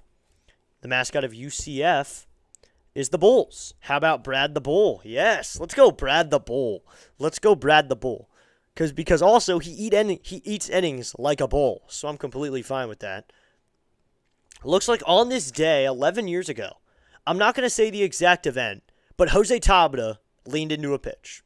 This day, 11 years ago, and Michael A. Taylor caught a fly ball. Max Scherzer, one batter away from a perfect game. He still got a no-hitter, though. Everyone knows that time. 11 years ago. 11 years ago, Max Scherzer. Here's the pitch. Lord is in there. Called strike 1 to Diaz. So this is the test. This is the test for him. Max Scherzer, this day, 11 years ago, on 106 pitches, 9 innings, 10 strikeouts, no hits, no runs. The 0-1, that is outside, ball 1 with a sweeper, so that'll even up the count. The stream's going great for you. Thank you. Let's go. We just gained another one. Oh, no, District, I was just clapping. Oh, that is completely fine. Let me root for the Nationals. If they don't win, it's a shame. Here comes the 1-1. To Diaz, and that's outside, ball 2, and it's a 2-1 count. We're now 1 away from 440. Maybe we will hit 440 today. So it's 2-1 with no outs here in the bottom of the 7th. Lord into the wind. The Bull goes to the plate. Swinging a line drive down the right field line, but that's foul, and we'll do 2-2. Gets out of play. So we'll do 2-2 here. 16 pitches for Lord, and this is second inning of work, too. He's great out of the pen. He's got to be in the consideration, too, for this July. He'll go into the wind here. The 2-2. Called! Oh, no, they didn't call it. This one is on the outside corner. Ruiz will ABS it. So that was called a ball 3. But I'm assuming we're going to get this overturned. Yes, it's overturned. Called! Strike 3. Brad Lord puts a chair under Yandy Diaz. Strikeout number 3 for Lord, and he's got 3 here in the game here in his second inning of work. He's retired 4 in a row. Ruiz with a good challenge there, and they succeed with that one. I'm staying here till the finish. Yeah, this can be a close game. And you got the Bull on the mound now. So we're calling Lord the Bull then. So now the Bull will go into the line. First pitch to Aranda. It's going to be swung on and fouled off, and it's an 0-1 count. Brad Lord is the Bull. It's the 0-1 here with 1 out. I got to make some graphics for these so I can post on Instagram. Cool graphics and such. Lord in the wind. Here comes the 0-1. And that's low and in, ball 1. Did that hit him on the foot? So it looks like that one hit Aranda on the foot. Lord misses there and hits Aranda. So he hits the man with a pitch there. Aranda's at first here. Man, that ran well inside on him, and he takes it on the foot. So now Lord the Bull will work with a man on base, and that'll bring up Cedric Mullins. So in a 1-run game, there's a runner at first here with 1 out. Double play ball here would be nice, but Lord will get onto the rubber. The Bull working here with a runner on first. Mullins here is 1 for 3 on the day. Lord sets. The pitch to Mullins, and he's going to swing and a miss at a sinker, and it's 0-1. Let's go, Lord. The Bull is going right back to work. So 0-1 here with 1 out in the bottom of the 7th. Coming set is Lord. He waits. Now here comes the 0-1. Swing and a miss at a sinker, and it's 0-2. Another one there.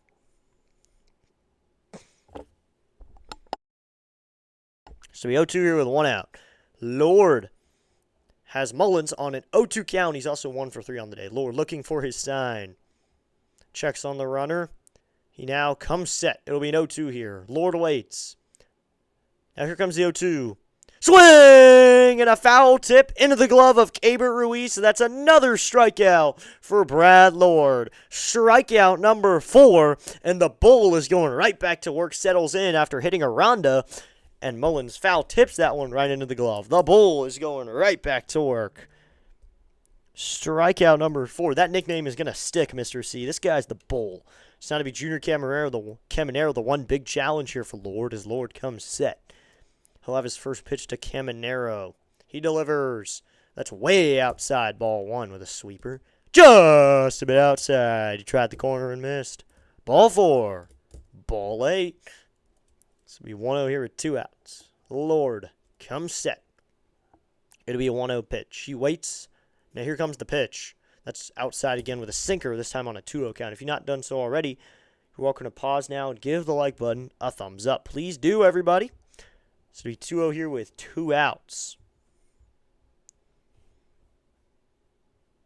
Lord steps back onto the rubber. He has 2-0 here on Caminero. Lord swings his arm as he waits for his sign. Now he comes set. He waits. He's going to step off here. Ruiz was telling him to because the clock was winding down. Ruiz said, step off, step off, step off. And he did. Lord came set and then stepped off. So it'll be a 2-0 here. You got to avoid all the pitch clock violations too, the pitch clock violations. Here comes the 2-0. Swinging a ground ball up the middle. Nunez ranges over there. He makes a nice play. Fires to first and the throw gets away. That ball stays in play, though. Running to second is Caminero. The throw to second is going to be not in time, and Caminero is in there safely. Oh, and he's out! Caminero's out! That'll end the inning! Yes, Caminero didn't slide in a second. Abrams tags him out, and that's out number 3. Now, the bench coach will go to the phone. We'll see if the Rays want to challenge this one. Chaparro fired it to second base on the hop. Caminero was jogging, and Abrams tags him out. Did that ball stay in play? That ball stayed in play, and that's out number 3, and that will end the inning. So an error turns into an out. So that's E4 by Nunez. E4 turns into a 3-6 putout to end the inning. So that will end the inning. 1 man left on base, no hits. Brad Lord gets out of it scoreless once again. 2 scoreless innings in a row. There was an error in that inning. No hits, no runs. But we will head to the top of the 8th. Now the Nationals still hold their 1-run lead here to the top of the 8th inning.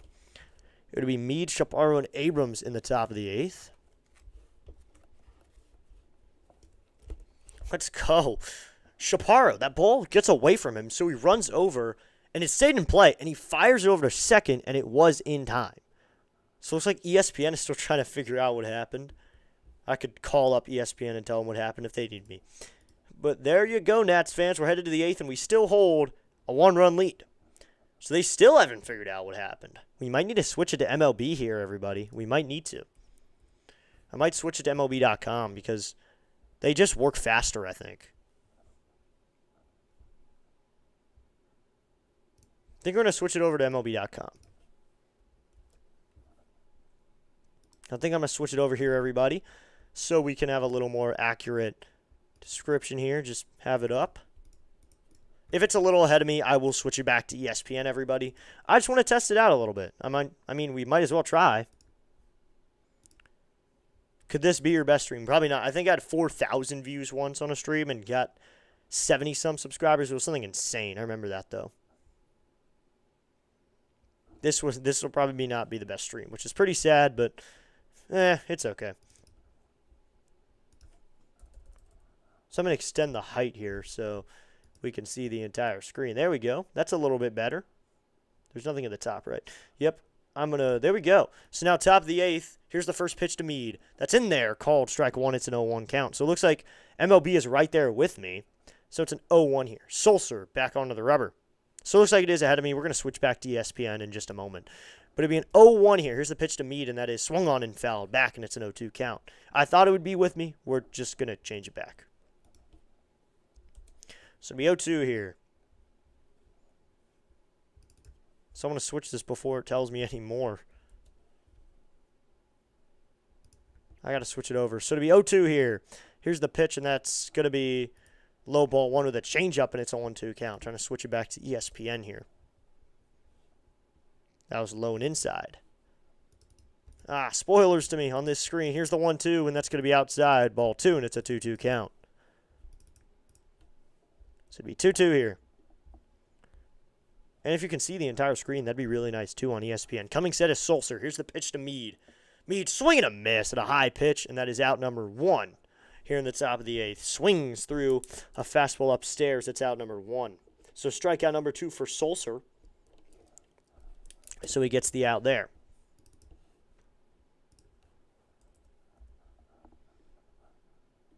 I'm going to shrink it down as well, back to 800 by 600. This is kind of where it was. Yeah, this was kind of where it was. So now the catcher will come out here and talk to his guy. Maybe go right here. This is good. Or maybe go up a little bit here. So it's like Luis Garcia Jr. will pinch hit here. So we are going to get a righty on the mound. So they're going to pinch hit him. I mean, I'm not as much mad as Chaparro after he stayed with that play just now. I'm not as angry. So now Luis Garcia Jr. will get his pinch hit opportunity here. Chaparro left on the bench now. He'll pinch hit here in the 8th to face a righty. Let's go, Louie. Try CBS maybe. Well, this is fine. I think this is working. I just wanted to try something else, or Fox Sports. Yeah, I wanted to just try something else besides ESPN because he got behind on that one play. But we're good here. Here's the pitch, and first pitch to Louie is low ball 1 with a changeup, and it's a 1-0 count. A nice Louie run here would be really nice. We'll see if the bull goes out there for the bottom of the 8th. If Lord is given the opportunity for the bottom of the 8th, he did really well over those first 2 innings. Might as well, if you're going to get everything out of him, get everything out of him. Here's the pitch to Louie, and Louie takes a cutter just low and inside, ball 2, and it's a 2-0 count. Garcia 7 home runs over his last 22, though. Over his last 22 games, 24 ribbies, too. Here's the 2-0. Louie, check swing. Did he go? No, says third base umpire Little. That was generous. It looked like Garcia went on that one. They were generous on that call, so it's 3-0 here with 1 out in the top of the 8th. Sulcer sets. Here's the 3-0 to Garcia. Garcia takes a fastball right in there, called strike 1, so it's a 3-1 count now. So Garcia will probably just stay out there at first base now.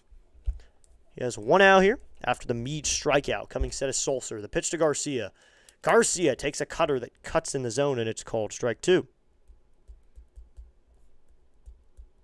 Looking at the ABS replay, that wasn't an actual challenge, but they show a replay. It was in the zone. Sulcer sets. The 3-2 to Garcia. Garcia called strike 3 from Sulcer. He looks at a pitch right in the zone. Garcia doesn't take his bat off his shoulder that entire AB, and that's out number 2. 2 strikeouts in the inning for Sulcer. Sets his 3rd strikeout of the afternoon, so now that'll bring up C.J. Abrams. We're in the evening now. It's 6:20. Wow. It's evening now.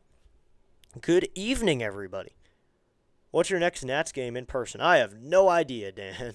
Here's the pitch to Abrams, and that's inside, ball 1. Maybe, probably not this next homestand. Probably not going to go to a Phillies game. I'll probably go to the next stand, probably. A weekend series, because my parents have things to do. My siblings do as well. Here's the 1-0, and Abrams takes a fastball in there, called strike 1. So to even up the count at 1-1. Have some in-person coverage to do this week, though, for other games that's going to be on this channel, which I'm really excited to announce tonight. Here comes the 1-1 Abrams.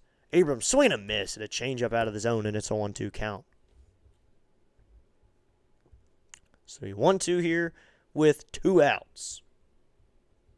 Let's go, everybody. Thanks for tuning in. Coming set is Sulcer. Here's the pitch to Abrams. Swing and a miss at a changeup blown outside, and Sulcer strikes out the side. The Nationals go down 1-2-3. All 3 of them go down on the strikeout. Not what the Nationals needed there in the top of the 8th. They can't get any offense going. There you go. I'm going to the 4th of July series against the Pirates, so that's cool. Let's go. We just hit 440 subscribers. Yes, we're now 60 away from the 500 mark. Or 60 away from the 500 mark. Wouldn't it be neat to go to a game in Baltimore? Oh, yeah, I forgot about that. I'm going to the Nats game in Baltimore. I forgot about that. Thank you for the reminder, DN Dad. So we head to the bottom of the 8th. Will Brad Lord stay in, though? Will Lord stay in here for more? Will the Bull keep eating dinner here in Tampa? That is the next game I'm going to. I'm going to the road series this weekend, which is going to be completely awesome. So Williamson, Simpson, and Mesa Jr. will hit for the Rays. So we head to the bottom of the 8th inning.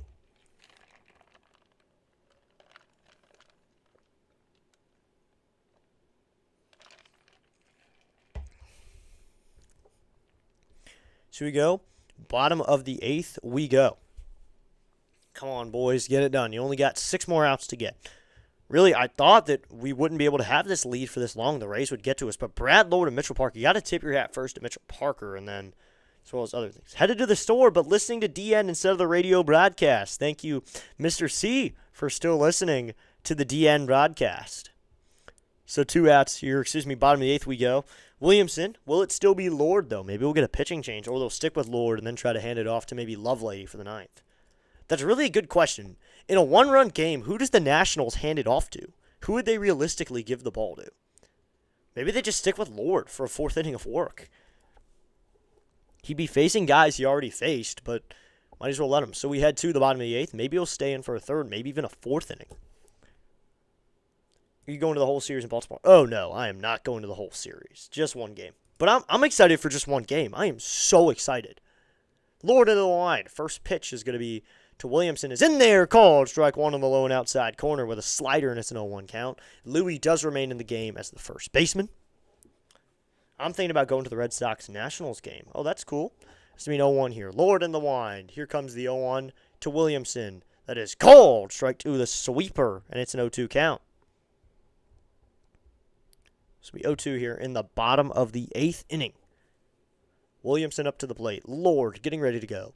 He'll now go into the wind. Here comes the 0-2. Swinging a foul off on a slider up in the zone. We'll do 0-2 again. So it's 0-2 again here.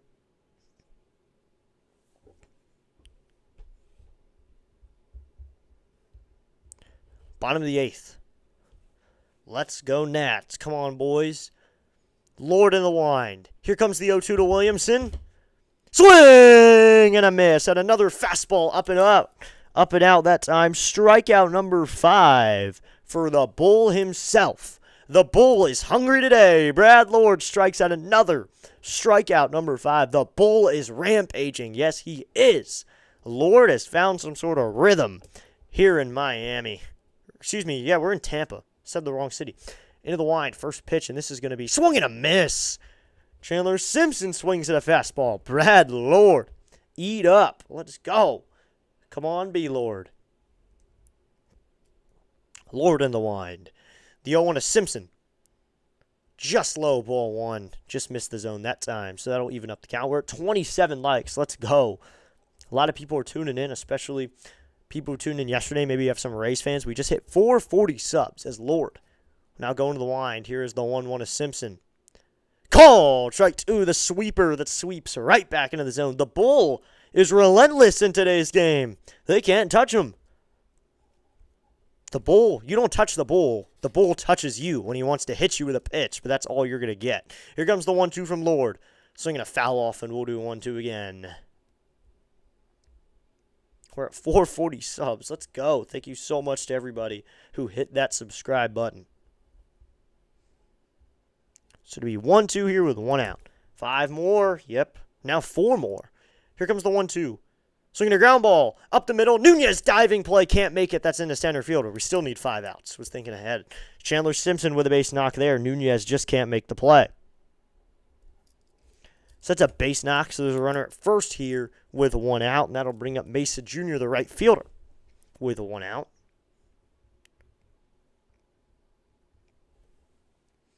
So Lord now is a runner on base again. That's his first hit given up since coming in the 6th inning. He's been doing well. Victor Mesa Jr. is hitting 178 with a couple bombs. We'll hit now. Coming set is Lord.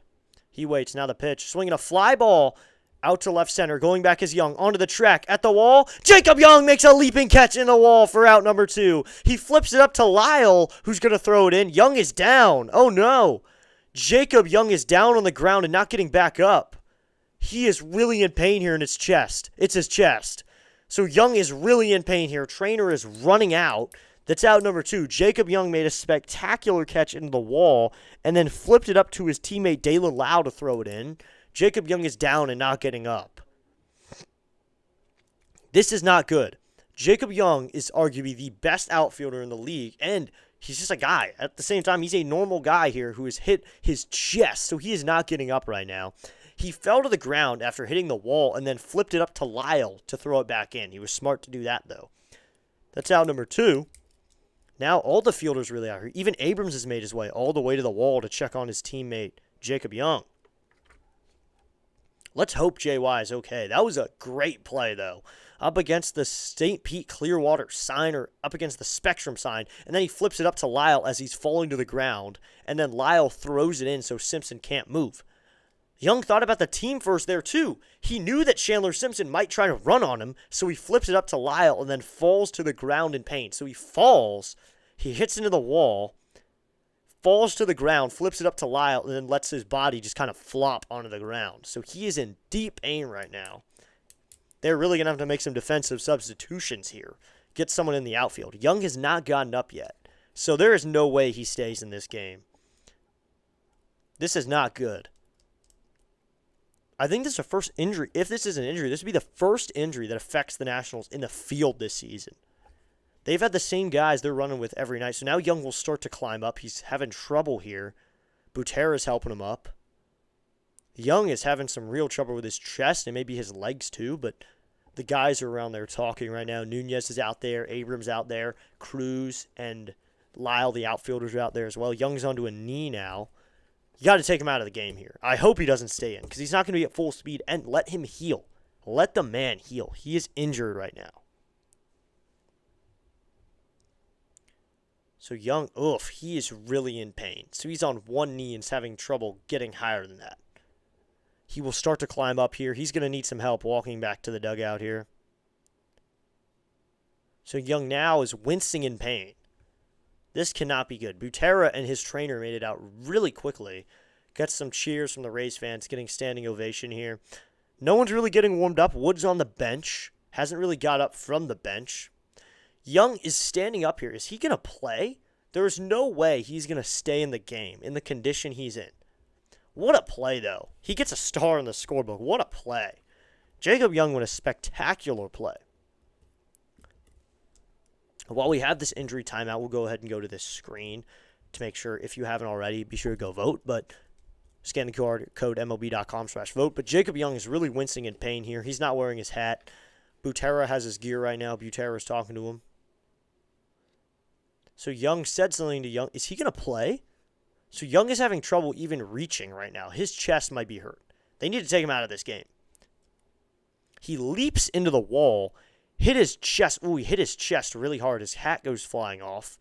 Then he flipped the ball to Lyle. The smart move was flipping it to Lyle. I think that was the smartest thing he could have done because there's still a runner out there who's Chandler Simpson, who chances are could have taken an extra bag. Lyle fired it in quickly and then went to go check on his buddy JY. So Jacob Young trying to stretch it out here. They're giving him a lot of time with this injury timeout. Giving him a lot of time to walk around. I think he's going to come out of the game, though.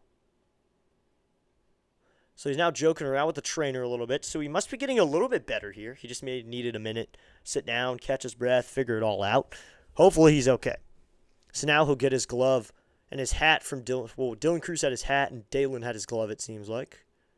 Or Dylan had his hat. So Cruz, so it looks like JY is walking in. He's walking it out a little bit. Got to make sure he's okay. Is he going to stay in the game? Wow.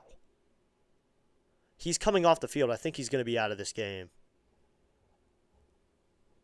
Getting some cheers from the parents in the Father's Day group. So Young puts the pitch comm back into his hat. Is he going to play?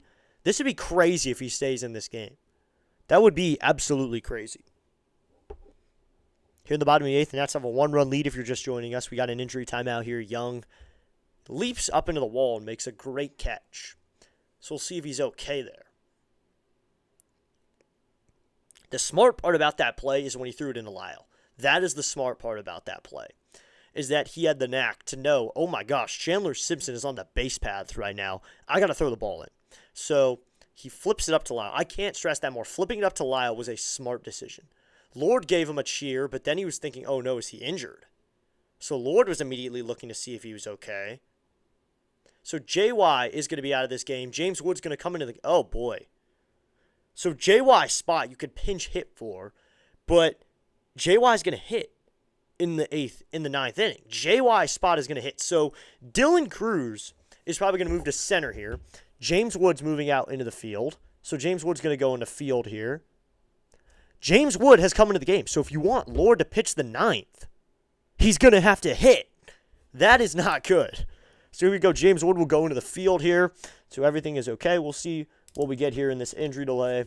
And now we got to see, are they going to pinch hit? And then Lord can't pitch in the 9th then, unless you want to stick with him. So Cruz will move out to center field. And James Wood will go out to right field.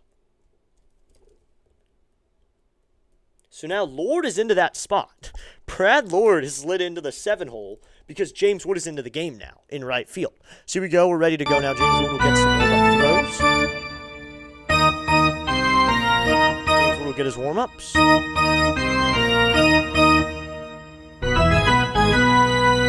Charge! Trainer pulled Jacob Young off the field, so hopefully he's okay, though. So hopefully he gets his time to recover. We wish the best for Jacob Young. Jacob Young's such a nice guy, too. He looks like such a nice fella. So here we go. We're back to gameplay here. Simpson's going to lead away from first here with 2 outs. And it's Fortes up to the plate. Lord sets. Simpson with a good lead. Here's the pitch to Ruiz, and that's swung on, popped out to right. Speak of the devil, Nunez running out. It's going to be James Wood to make the catch for out number 3. So as soon as he comes into the game, James Wood makes the catch. 1 hit in the inning, no runs, no errors, 1 runner left on base. We will head to the 9th now. It is the Nationals 3, the Rays 2. So I want to go to this screen for a second so I can stress it. In this order, it is Cruz, Lyle, Young for the top of the 9th.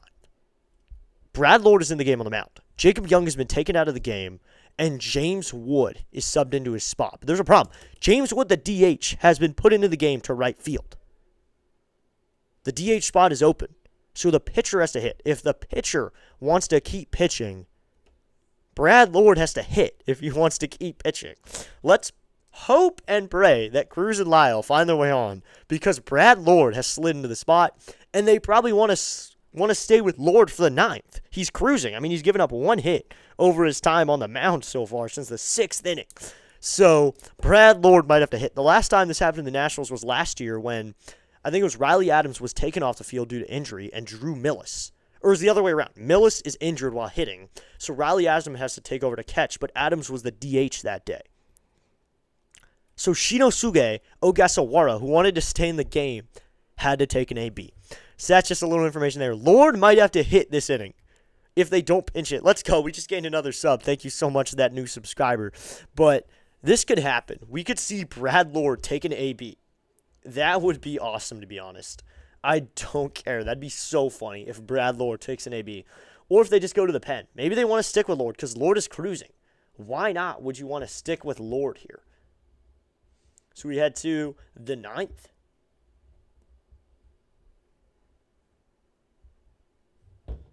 Here we go, everybody. Thanks to everyone for tuning in. Maybe Brad Lord gets an AB here. Maybe he does. Just maybe. Just maybe. The smallest little maybe. There's the tiniest little chance. As we head to the top of the 9th is Brad Lord. The bullpen, is the bullpen not even moving? Brad Lord has his hat on, and he's standing around. There's a chance. Will they actually have Brad Lord take an AB? So now coming set. There's a new pitcher out there. That's a lefty. First pitch to Cruz is called strike 1. That's high, though. But they're going to call it strike 1. So that is Cam Boozer into the game. Not to be mistaken with the basketball player. Boozer spelled Booser. Boozer. Cam Boozer. Here comes the 0-1 to Cruz. Cruz swings and pops this one up, and this one will go out of play.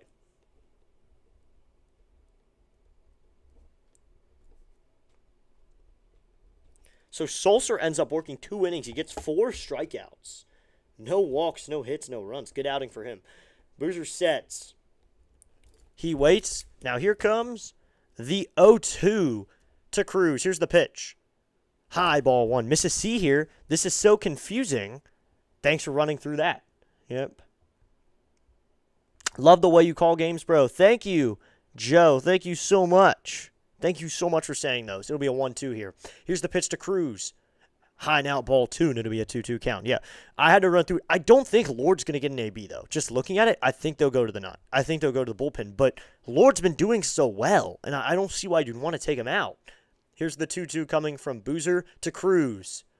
Cruz with a fly ball. This one's hit well out to left center. Going back is Mullins onto the track at the wall, and that one is gone. Watch it fly, Dylan Cruz, home run number 5, and the Nationals add an insurance run here in the top of the ninth. 106.8 off the bat, 442 feet, and the Nationals get another one. It's now the Nationals 4 and the Rays 2. Dylan Cruz goes yard here in the top of the ninth. There you go. Dylan Cruz with a bomb. It's now 4-2. N-A-T-S, Nats, woo! So Lyle swings and misses at a 97-mile-an-hour fastball. It's no 1 count.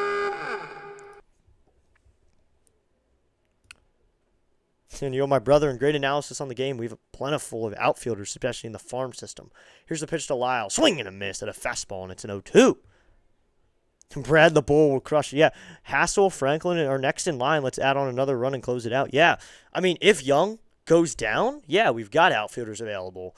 And maybe this means a guy gets his chance, gets his shot. Woo, says Curly W. Here comes the 0-2 to Lyle, the pitch. That's outside, ball 1. Doug putting the fireworks in the chat. Yes, we get a homer. Don't play with your food. PAS is here. He says, watch it fly. Still the best home run call. What's up, PAS? Boozer sets. Here comes the 1-2 to Lyle. Swinging a fly ball. Foul. We'll do 1-2 again. Guys, be sure to check out Pure Adrenaline Sports. He calls New York Mets action. He calls New York Jets. New York guy, Pennsylvania, I think, for the Flyers. He calls them as well. So we 1-2 here. But thank you so much for tuning in, PAS. Here's the 1-2 to Lyle. Swinging a foul off again on a 97-mile-an-hour fastball. But Dylan Cruz goes yard. The Nationals add another one on the board, an insurance run here. It's a 2-run lead now. Goes out to center, too, for that bomb. Dylan Cruz showing off the pop. Should be a 1-2 here. Here comes the pitch to Lyle. Here's the 1-2. Here comes the pitch. Swinging a fly ball. This one is hit out to center. Going back is Mullins. This one is catchable, though, and Cedric Mullins makes the catch for out number 1 here in the top of the ninth. So now, who's going to hit? We going to get a pinch hitter here? It would be really funny if Brad Lord's in the box right now. Please tell me it's Brad Lord. Vivas is going to pinch hit here in the ninth. Jorbit Vivas, 55 games, 244 with a bomb. Vivas going to pinch hit. So now we will get a pitching change in the ninth. So we'll see who goes on for the save. Does the guy still blow the horn after home runs in Nats Park? I don't know which horn you're talking about, but this is what they do play during every home run.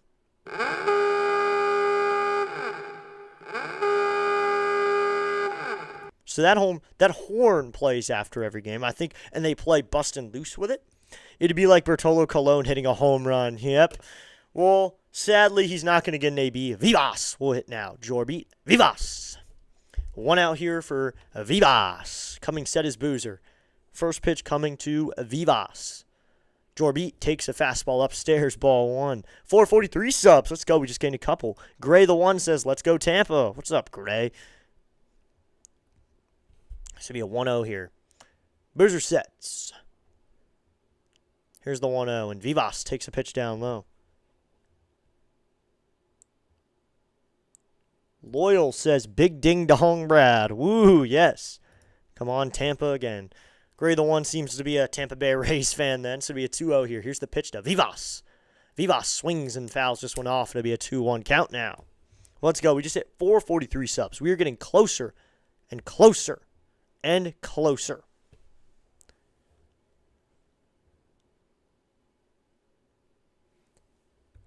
Yeah, he needs to put together more ABs. Here's the 2-1 to Vivas, and he swings and misses at a high fastball to be a 2-2. He does need to put together some more quality ABs, and maybe he can do it at the major league level, so we don't need to send him down as much. But Cruz is hitting a lot of home runs. Today he has 2 knocks, which I like. I mean, he didn't just hit a home run. He has a couple knocks. He's fast. He's hustling, so he's not just a power source. Coming sets Boozer. The 2-2 to Vivas. He delivers. Swinging a ground ball foul. And just a reminder here, Clayton Beater is now in the pen, so Beater is going to be on for the save in the ninth. Miss Gina says, hi, District Nation. Just saw your post with the great picture of you on the Jumbotron. Let's go. Yeah, that was fun. Me being on the Jumbotron was a whole lot of fun. Got to advertise some District Nation, too. Here's the 2-2 to Vivas. High ball 3, and it's a 3-2 count.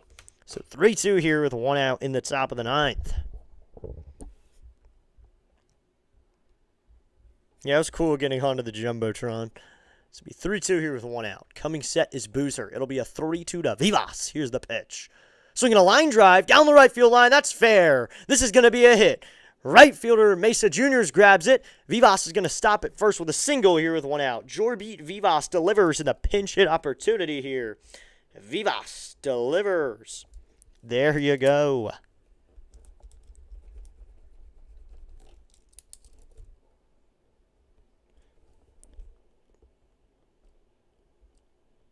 So now it'll be Nasim Nunez here. Nunez. So cool. Yeah, it was a whole lot of fun. So that'd be Smoonez here to face Boozer. Here's the pitch. Nunez swings and grounds this one up the middle. That's a base hit to center field on the ground. Vivas is going to head for third. The throw is going to be into second. So now there's runners on the corners here with 1 out. Smoonez with another base hit. That's his second hit of the game. So he moves a runner to third here with 1 out. The Nationals really threatening to put this one away now. Get runs now. Like Mr. Curly W expressed it over here, don't play with your food. Get the runs now. Vivas hustled around and got his way into third, though. Good play there. So now there's runners on first and third here with 1 out. Cruz starts it with a homer. Let's see what we can add on with. 3 hits in the inning for these boys. The pitching coach will come out here and talk to his man, Boozer. Let's go. Thanks to everyone for tuning in, by the way. This was a whole lot of fun. This was a blast of a stream today. So K-Barrett will now get his opportunity here with runners on the corners with 1 out to maybe drive in 1 or 2 even. Put something in a gap right here. Find a gap. Come on, Tampa. You were really rooting for Tampa, Gray. I get it. I would root for them as well. I bet on Stadium Live. Oh. Well, I would like the Nationals to win because I want us to be 3 games over 5. That'd be really nice as well. So here's K-Barrett here with 1 out in the top of the 9th inning. Chase saying, let's go Nationals. Yes. Let's go Nats. So coming set is Boozer. Here's the first pitch to K-Bear. Some people would call him the K-Bear. Here comes the first pitch, and Ruiz going to show bunt. He gets it down, and this one is going to be foul, though. Ruiz was going to put down a bunt there. That probably would have scored the run. That is Butera ball at its finest. The Butera bunt right there. That is Butera ball at its finest. Just can't get it down, though, but that is Butera ball at its finest. K-Bear Ruiz, a power source, a guy who hits for pop. And he goes and lays down a bunt. So it'll be 0-1 here. Nathaniel saying, go Nats. Let's go. Coming set is Boozer. Here comes the 0-1 to Ruiz. He waits. Still waiting. Here's the clock winds down. Still waiting. Here comes the pitch. He'll go over to first. The throw almost got away from Aranda. Ruiz did. Or excuse me, that was Nunez. Didn't dive back, and he almost lost balance on the bag. Let's go. Thanks to everyone for tuning in today. Thanks for subscribing, Gray the One. Thank you so much. So to be Nunez out to a good lead here at first. Could they lay down another bunt here? The 0-1. Ruiz is going to show it, but he takes it back, so that evens up the count. Trying to get another run on the board. Just do anything. If Ruiz gets out, still, it's a 5-2 game by that point.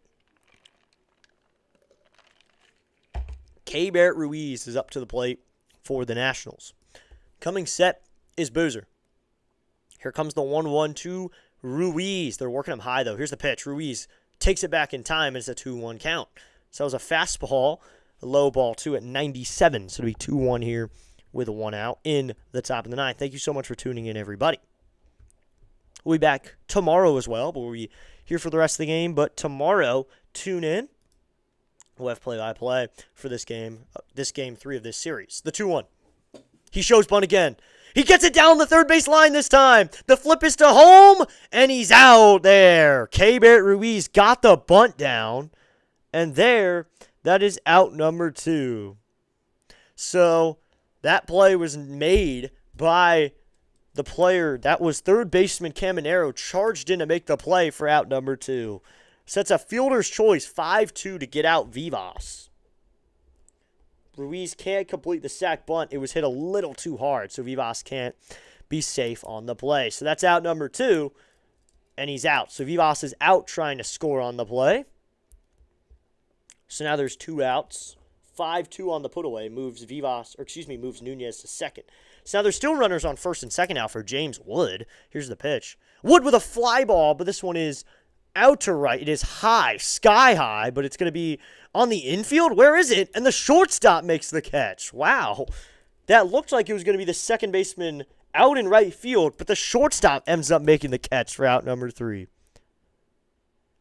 Cruz is also a beast defensively. Yeah, Dylan Cruz is good. You're welcome. Thank you. If Nunez gets on base, he could press other team staff immensely, and Big JW on deck. Yeah. Well, James Wood can't get it done. He flies out, but Dylan Cruz delivers. Here in the top of the 9th, gets another run for the Nats. We'll head to the bottom of the 9th. It's closing time, everybody. Clayton Beeter is coming into the game. That's not really exciting. People don't know who Clayton Beeter is, but he's probably the closer for this staff. Clayton Beeter is going to close this one down here in the bottom of the 9th. After Boozer gives up a run, so that play, just now, that fly ball, it was hit sky high, so high, in fact, that a second baseman and right fielder thought it was between them, and it ended up being the shortstop to make the catch. The shortstop by the bag, by second base. That's how off those guys were. As we head to the bottom of the 9th, Brad Lord ends up working a tremendous 3 innings. He probably could have worked 4, but he has to be pinch hit for, which is really sad. Mitchell Parker worked 2 1/3. I think he came in the 3rd inning. I'm trying to get his hit total. He gave up 1 hit. Wow. 1 hit given up by Lord. No runs. And 5 strikeouts for Lord, who did absolutely amazing. Hats off to Lord. 2 strikeouts even for Parker. Or actually, Parker didn't have... Yeah, Parker got 2 strikeouts as well. He walked a man, though, so he had a walk. Here we go. Bottom of the 9th we go to be Beeter for the 9th inning. Clayton Beeter is going to try to shut the door on the Rays as we head to the bottom of the 9th. Yeah, Cruz is really good at the field as well. Tampa got a win. Everyone new to the stream, subscribe to him. Thank you, Gray, for telling people to do that. It's very nice of you. Let's close this game, boys. Beat the Rays. I love how Chase is the biggest, I think the biggest fan in here is Mr. C, but Chase, who is probably just a little bit less of a Nats fan right now than Mr. C, and someone like... Curly W's a big fan. Up to Dre's a big fan. Some guys like that. And then Chase with the Red Sox logo just loves the Nationals right now because we're playing the Rays. Here we go, bottom of the 9th. First Richmond Beeter is way high. Ball 1. Gets away from the catcher Ruiz. It'll be Walls, Diaz, and Aranda for the Rays. Don't play with your food here. You got to get the 3 outs. That's all you need. Here we go, everybody. Beeter, 20 games. He's 4 of 6 when it comes to saves. Here's the pitch. And that's inside, ball 2.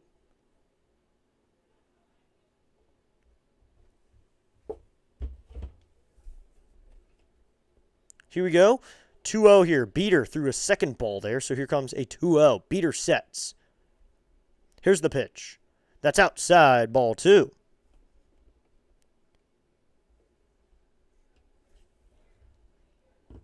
Other way around.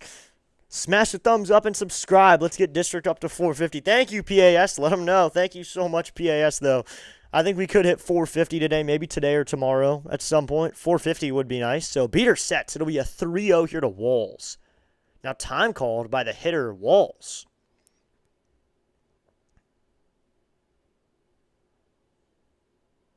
This would be 3-0 here. Let's go. We just gained another sub. We're at 444. So PAS's message worked. The 3-0 is in there. Called. Strike 1. I believe PAS is going live in a little bit. But thank you, PAS, for tuning in for as long as you maybe did. Thank you so much. And for sending the message, because it did help gain a sub. So it'll be a 3-1 here from Beeter. He sets. Here comes the 3-1 to Walls. Inside, ball 4. So Walls draws a leadoff walk here in the bottom of the 9th. So we got another sub here. We got another person in here with a 76ers picture who says, go Rays. All right. So we got more Rays fans in here. Bottom of the 9th, Beeter trying to put it away. I'm sorry, but why did y'all take out Lord? Well, we took him out because Jacob Young was injured in center field. So we had to bring in James Wood, the designated hitter, to play the field. So James Wood, the designated hitter, was brought in. So the DH position is gone. So the DH position is gone. And then you have to go to a new pitcher. So you have to go to Beater. 446 subscribers. We just gained 2 more. Let's go. Beater now works with a runner on base against Yandy Diaz. Beater sets. First pitch to Diaz. Is in there. Call. Strike one with a 95-mile-an-hour fastball. Let's go. We're at 447. What PAS said. Subscribe. Well, worth a shot. Yes, worth a shot here. Here comes the 0-1 to Diaz. Down low, ball one. The throw to second. Nunez just barely saves it. That ball could have gotten away from him, but Nunez makes a nice catch. So a stolen base for Walls. So he's at second now. We're at 448 subscribers. Let's go. We're 2 away from 450 now. Ruiz made a throw that was off on that one. Raise up. Awesome. Yes, sir. It was 1-1 when I tuned in. Just wasn't chatting. All right. Thanks, PAS. Thank you so much for tuning in. Mr. Rel says just subbed. Thank you so much. Here's the 1-1. That's outside ball 2. The throw to third is not in time. Wall swipes third as well. So Ruiz can't get him at second or third base. 2 stolen bases in a row.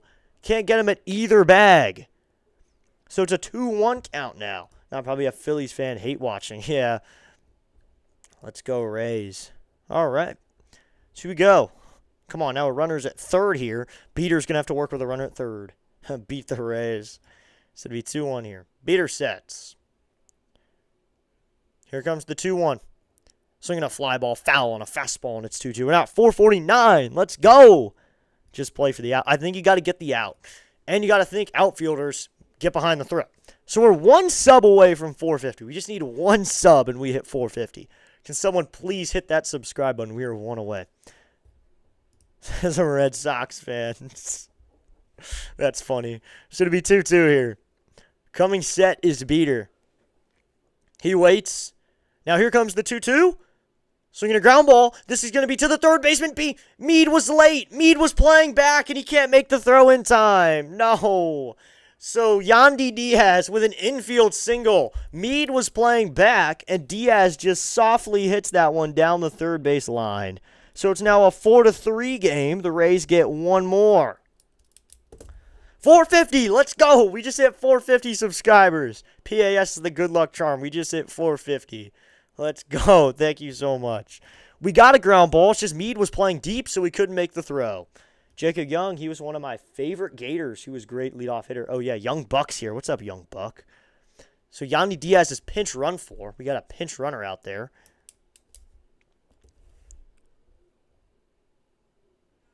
So Johnny DeLuca is the pinch runner now. DeLuca will get the pinch run opportunity. Honestly, yeah, I think we got to watch the dude to steal. Yeah, DeLuca is on first, and Jonathan Aranda is up to the plate. So we go. Bottom of the ninth, Beater now working with the tying run at first, and DeLuca is fast. You got pitch. You probably go to the pitch out here, or go to something where DeLuca can't go to second. Clock winding down. First pitch to Beater. He'll go over to first. Back in safely as DeLuca on the dive.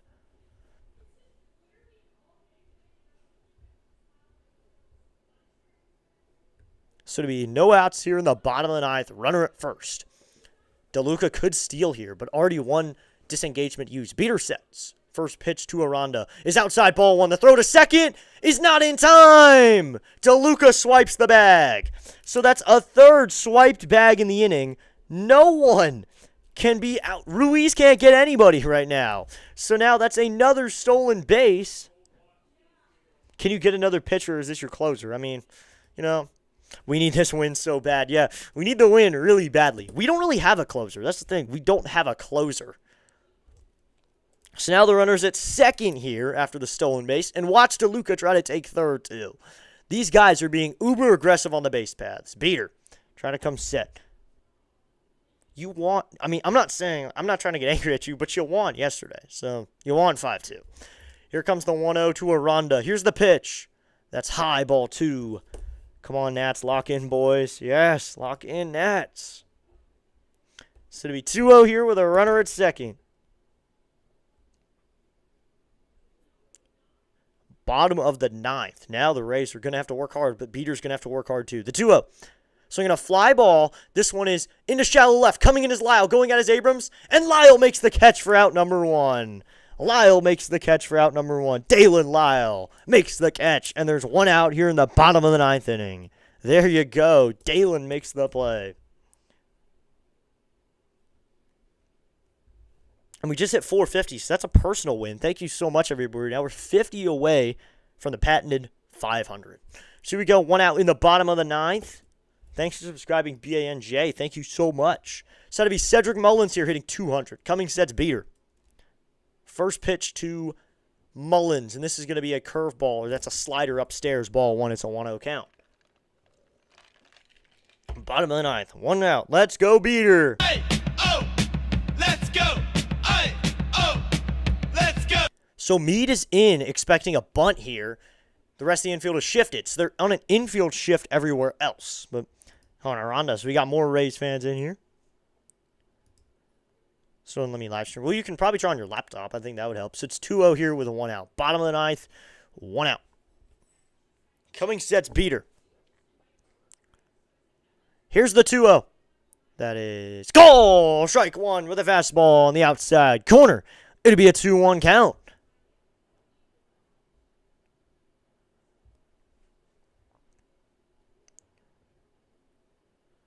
So it'll be a 2-1 here. Now time called. I think this is time by the umpire, just calling a personal time.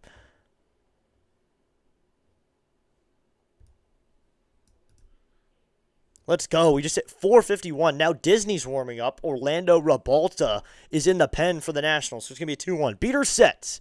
He'll throw a 2-1 to Mullins. He waits. Here comes the pitch.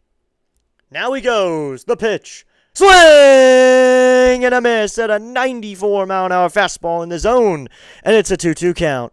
Here we go, Nats. Let's go, Beater. Come on, Beater. He already gave us a heart attack in this inning with that first runner. 3 stolen bases, though. That's going to be a subject during the postgame, but here we go. It'll be 2-2 with the 1 out. Beater looking for his sign. He's got it, and he comes set. He waits. Now here comes the 2-2. Swing and a miss at a 95-mile-an-hour fastball upstairs. There goes Cedric Mullins. Sit down. Out number 2. Clayton Beater, his first strikeout of the inning. Beater sets him down with the high cheese, the cheddar cheese, upstairs. Beater going to work, and that's out number 2. And the Nats are 1 out away, and the out is going to be Junior Caminero here in the bottom of the ninth that they're going to have to face. Everyone sub and get him up to 500. Thank you, Gray. So now they're going to walk Caminero. We're going to go an intentional walk here to face Williamson. Smart move. Very smart move there. Walking Caminero. You want to face Williamson instead. 1 more out. Let's go. Yes, 1 more out. Bottom of the ninth. 2 outs. You walk the winning run on a base, though. So now, Beater. Here we go. Everyone sub so we can get to 500 subs. Yes, thank you so much for telling them, Gray. Thank you. Thank you. So you got to be Ben Williamson now. 245 average, 1 bomb, 19 RBIs with his 639 OPS. Beater sets. First pitch to Williamson. In there, called strike 1 with a 94-mile-an-hour fastball, and it's an 0-1 count. Beater now looks in for his sign. He looks. Puts his glove over his ear to hear the pitch come. Here comes the 0-1. Here comes the 0-1. Swing and a miss on a 95-mile-an-hour fastball. Inside and high, he gets him to swing at that one. So it'll be 0-2 here with 2 outs in the bottom of the ninth inning. Beater comes set. Here comes the 0-2. Called strike 3 with a low or a high and outside slider, and that will end the inning. Ben Williamson leaves the bat on his shoulder, and the Nationals take this one 4-3. The Nationals get the win. Yes. Tense at the end, yes, but the Nationals get the win on a 4-3 game. Beater locates the slider on the high and inside corner and caught Williamson looking at it. What a pitch by Clayton Beater onto the high and outside corner. Caught him looking, and the Nationals will get the win here in Tampa, and they even this series. Good game call from St. Pete. There you go. The Nationals are going to take this win here in Tampa Bay, and this series is tied, and now we will go for the series win tomorrow in Tampa, the matinee. Real Talk with Raphael says, go Natties. Let's go. Thanks for subscribing. Let's go, Nats. Win. I usually do fireworks for my Red Sox, but y'all deserve it. Thank you. Thank you. Let's go. The Nationals get the win. They get it close. I mean, that means we're now seeing that now that the Nationals wouldn't have won that if it weren't for the Dylan Cruz home run. It would be 3-3 if DC doesn't go yard at the end. And that's that fight. The insurance runs help. And that's why the Dylan Cruz home run was so helpful. Dylan Cruz goes yard in a very important situation. We'll just say that. There you go. Dylan Cruz is the guy to watch. I mean, home run when they need it. Solo home run in the 9th off of Cam Boozer, which works. And then Beater comes in the 9th. He gives up a run. 3 stolen bases. The catcher has to be better. When you know Johnny DeLuca is going to pitch at that point, by that point, just pitch out. That is my opinion. Just pitch out by that point. I mean, man, that was one. You can't let him get 2 guys combined for 3 stolen bases. 2 guys in 1 inning. He steals second and third, and then he scores on a single, and then DeLuca comes up and steals second. So, I think that is one thing. They got to learn to be better with that. Took them on my parlay with the Marlins and the Braves. Ozzie had a walk-off. I just knew it was going to be an NL East type of day. Let's go. Well, it's a Nationals type of day at least. The Nationals get the win here in Tampa, and they tie this series. So we're going to be coming back for the series finale tomorrow. Right here on District Nation. Come back for more play-by-play. DN Dad says, great call, DN. Thank you so much, District Nation Dad. It's a lot of fun. Guys, get this guy to 500 subs, says Gray. Thank you so much. But here we go. Thanks for tuning in to District Nation for today's play-by-play. But, I mean, good game. I feel there's a few people in the chat who are coming through. 2-3 runs isn't going to win it for you in Tampa. 4 runs was just enough to win it in Tampa. So, just enough to. It was a 4-3 win. So, 4 runs was just enough to get them to 4-3 win. So, here we go. We will head to tomorrow's game. We'll be back. I think I'll check it. I'll confirm it real quickly. But it should be that we are starting at 1:40, I believe. I think we are at 1:40. Yep, 1:40 start. So be back here at 1:40 p.m. Great call, brother, says Real Talks with Raphael. Thank you so much, Raphael, for tuning in. We'll be back tomorrow at 1:40 p.m. What a good game. Felt like I was watching how you called that win. Thank you so much, Raphael, for those nice works. Real Talk with Raphael. And I'll go give you a sub. So I'll go give you a subscribe. But thank you so much for those kind words. So I have gotten our redirect ready to go. I'm going to probably send us over to PAS. We're going to go to Pure Adrenaline Sports, hang out with him. But thank you so much, everybody, for tuning in to today's stream. Nationals get a 4-3 win. Surprisingly, No Pitch Parker showed up to pitch today. So No Pitch Parker gave us a win today. Brad Lord with an amazing 3 innings. The Bull with an amazing 3 innings. The only reason that we saw, appreciate it, brother. Yeah, let's go, man. Yeah, the only reason we saw Lord get taken out is because of the swap. So hopefully Jacob Young's okay. Keep him in your thoughts. Keep him in your prayers that Jacob Young is okay. Hopefully he's okay. But here we go, everybody. We are going to head over to Pure Adrenaline Sports. The Nationals get the win over the Tampa Bay Rays. Thanks for a great broadcast, says Mr. and Mrs. C. Thank you so much for tuning in, both of you, and for being in the chat, both of you, talking movies, talking everything. So thank you so much. I will see you all tomorrow, hopefully, for Game 3 of this series, and it will be a rubber match. Best word in baseball. Thanks to Gray, the one who is here. Real Talk with Raphael. Mr. and Mrs. C. Chase Taylor was here. Who else was here? Just trying to go down the line. We got Nathaniel was here. We had, who else? We had a few people. Dan stopped by. All these different people stopped by. Ban J stopped by. Mr. Rel stopped by. Thank you so much to everyone for tuning in. I will see you all tomorrow. Final score, Nationals 4, Rays 3. Have a great rest of your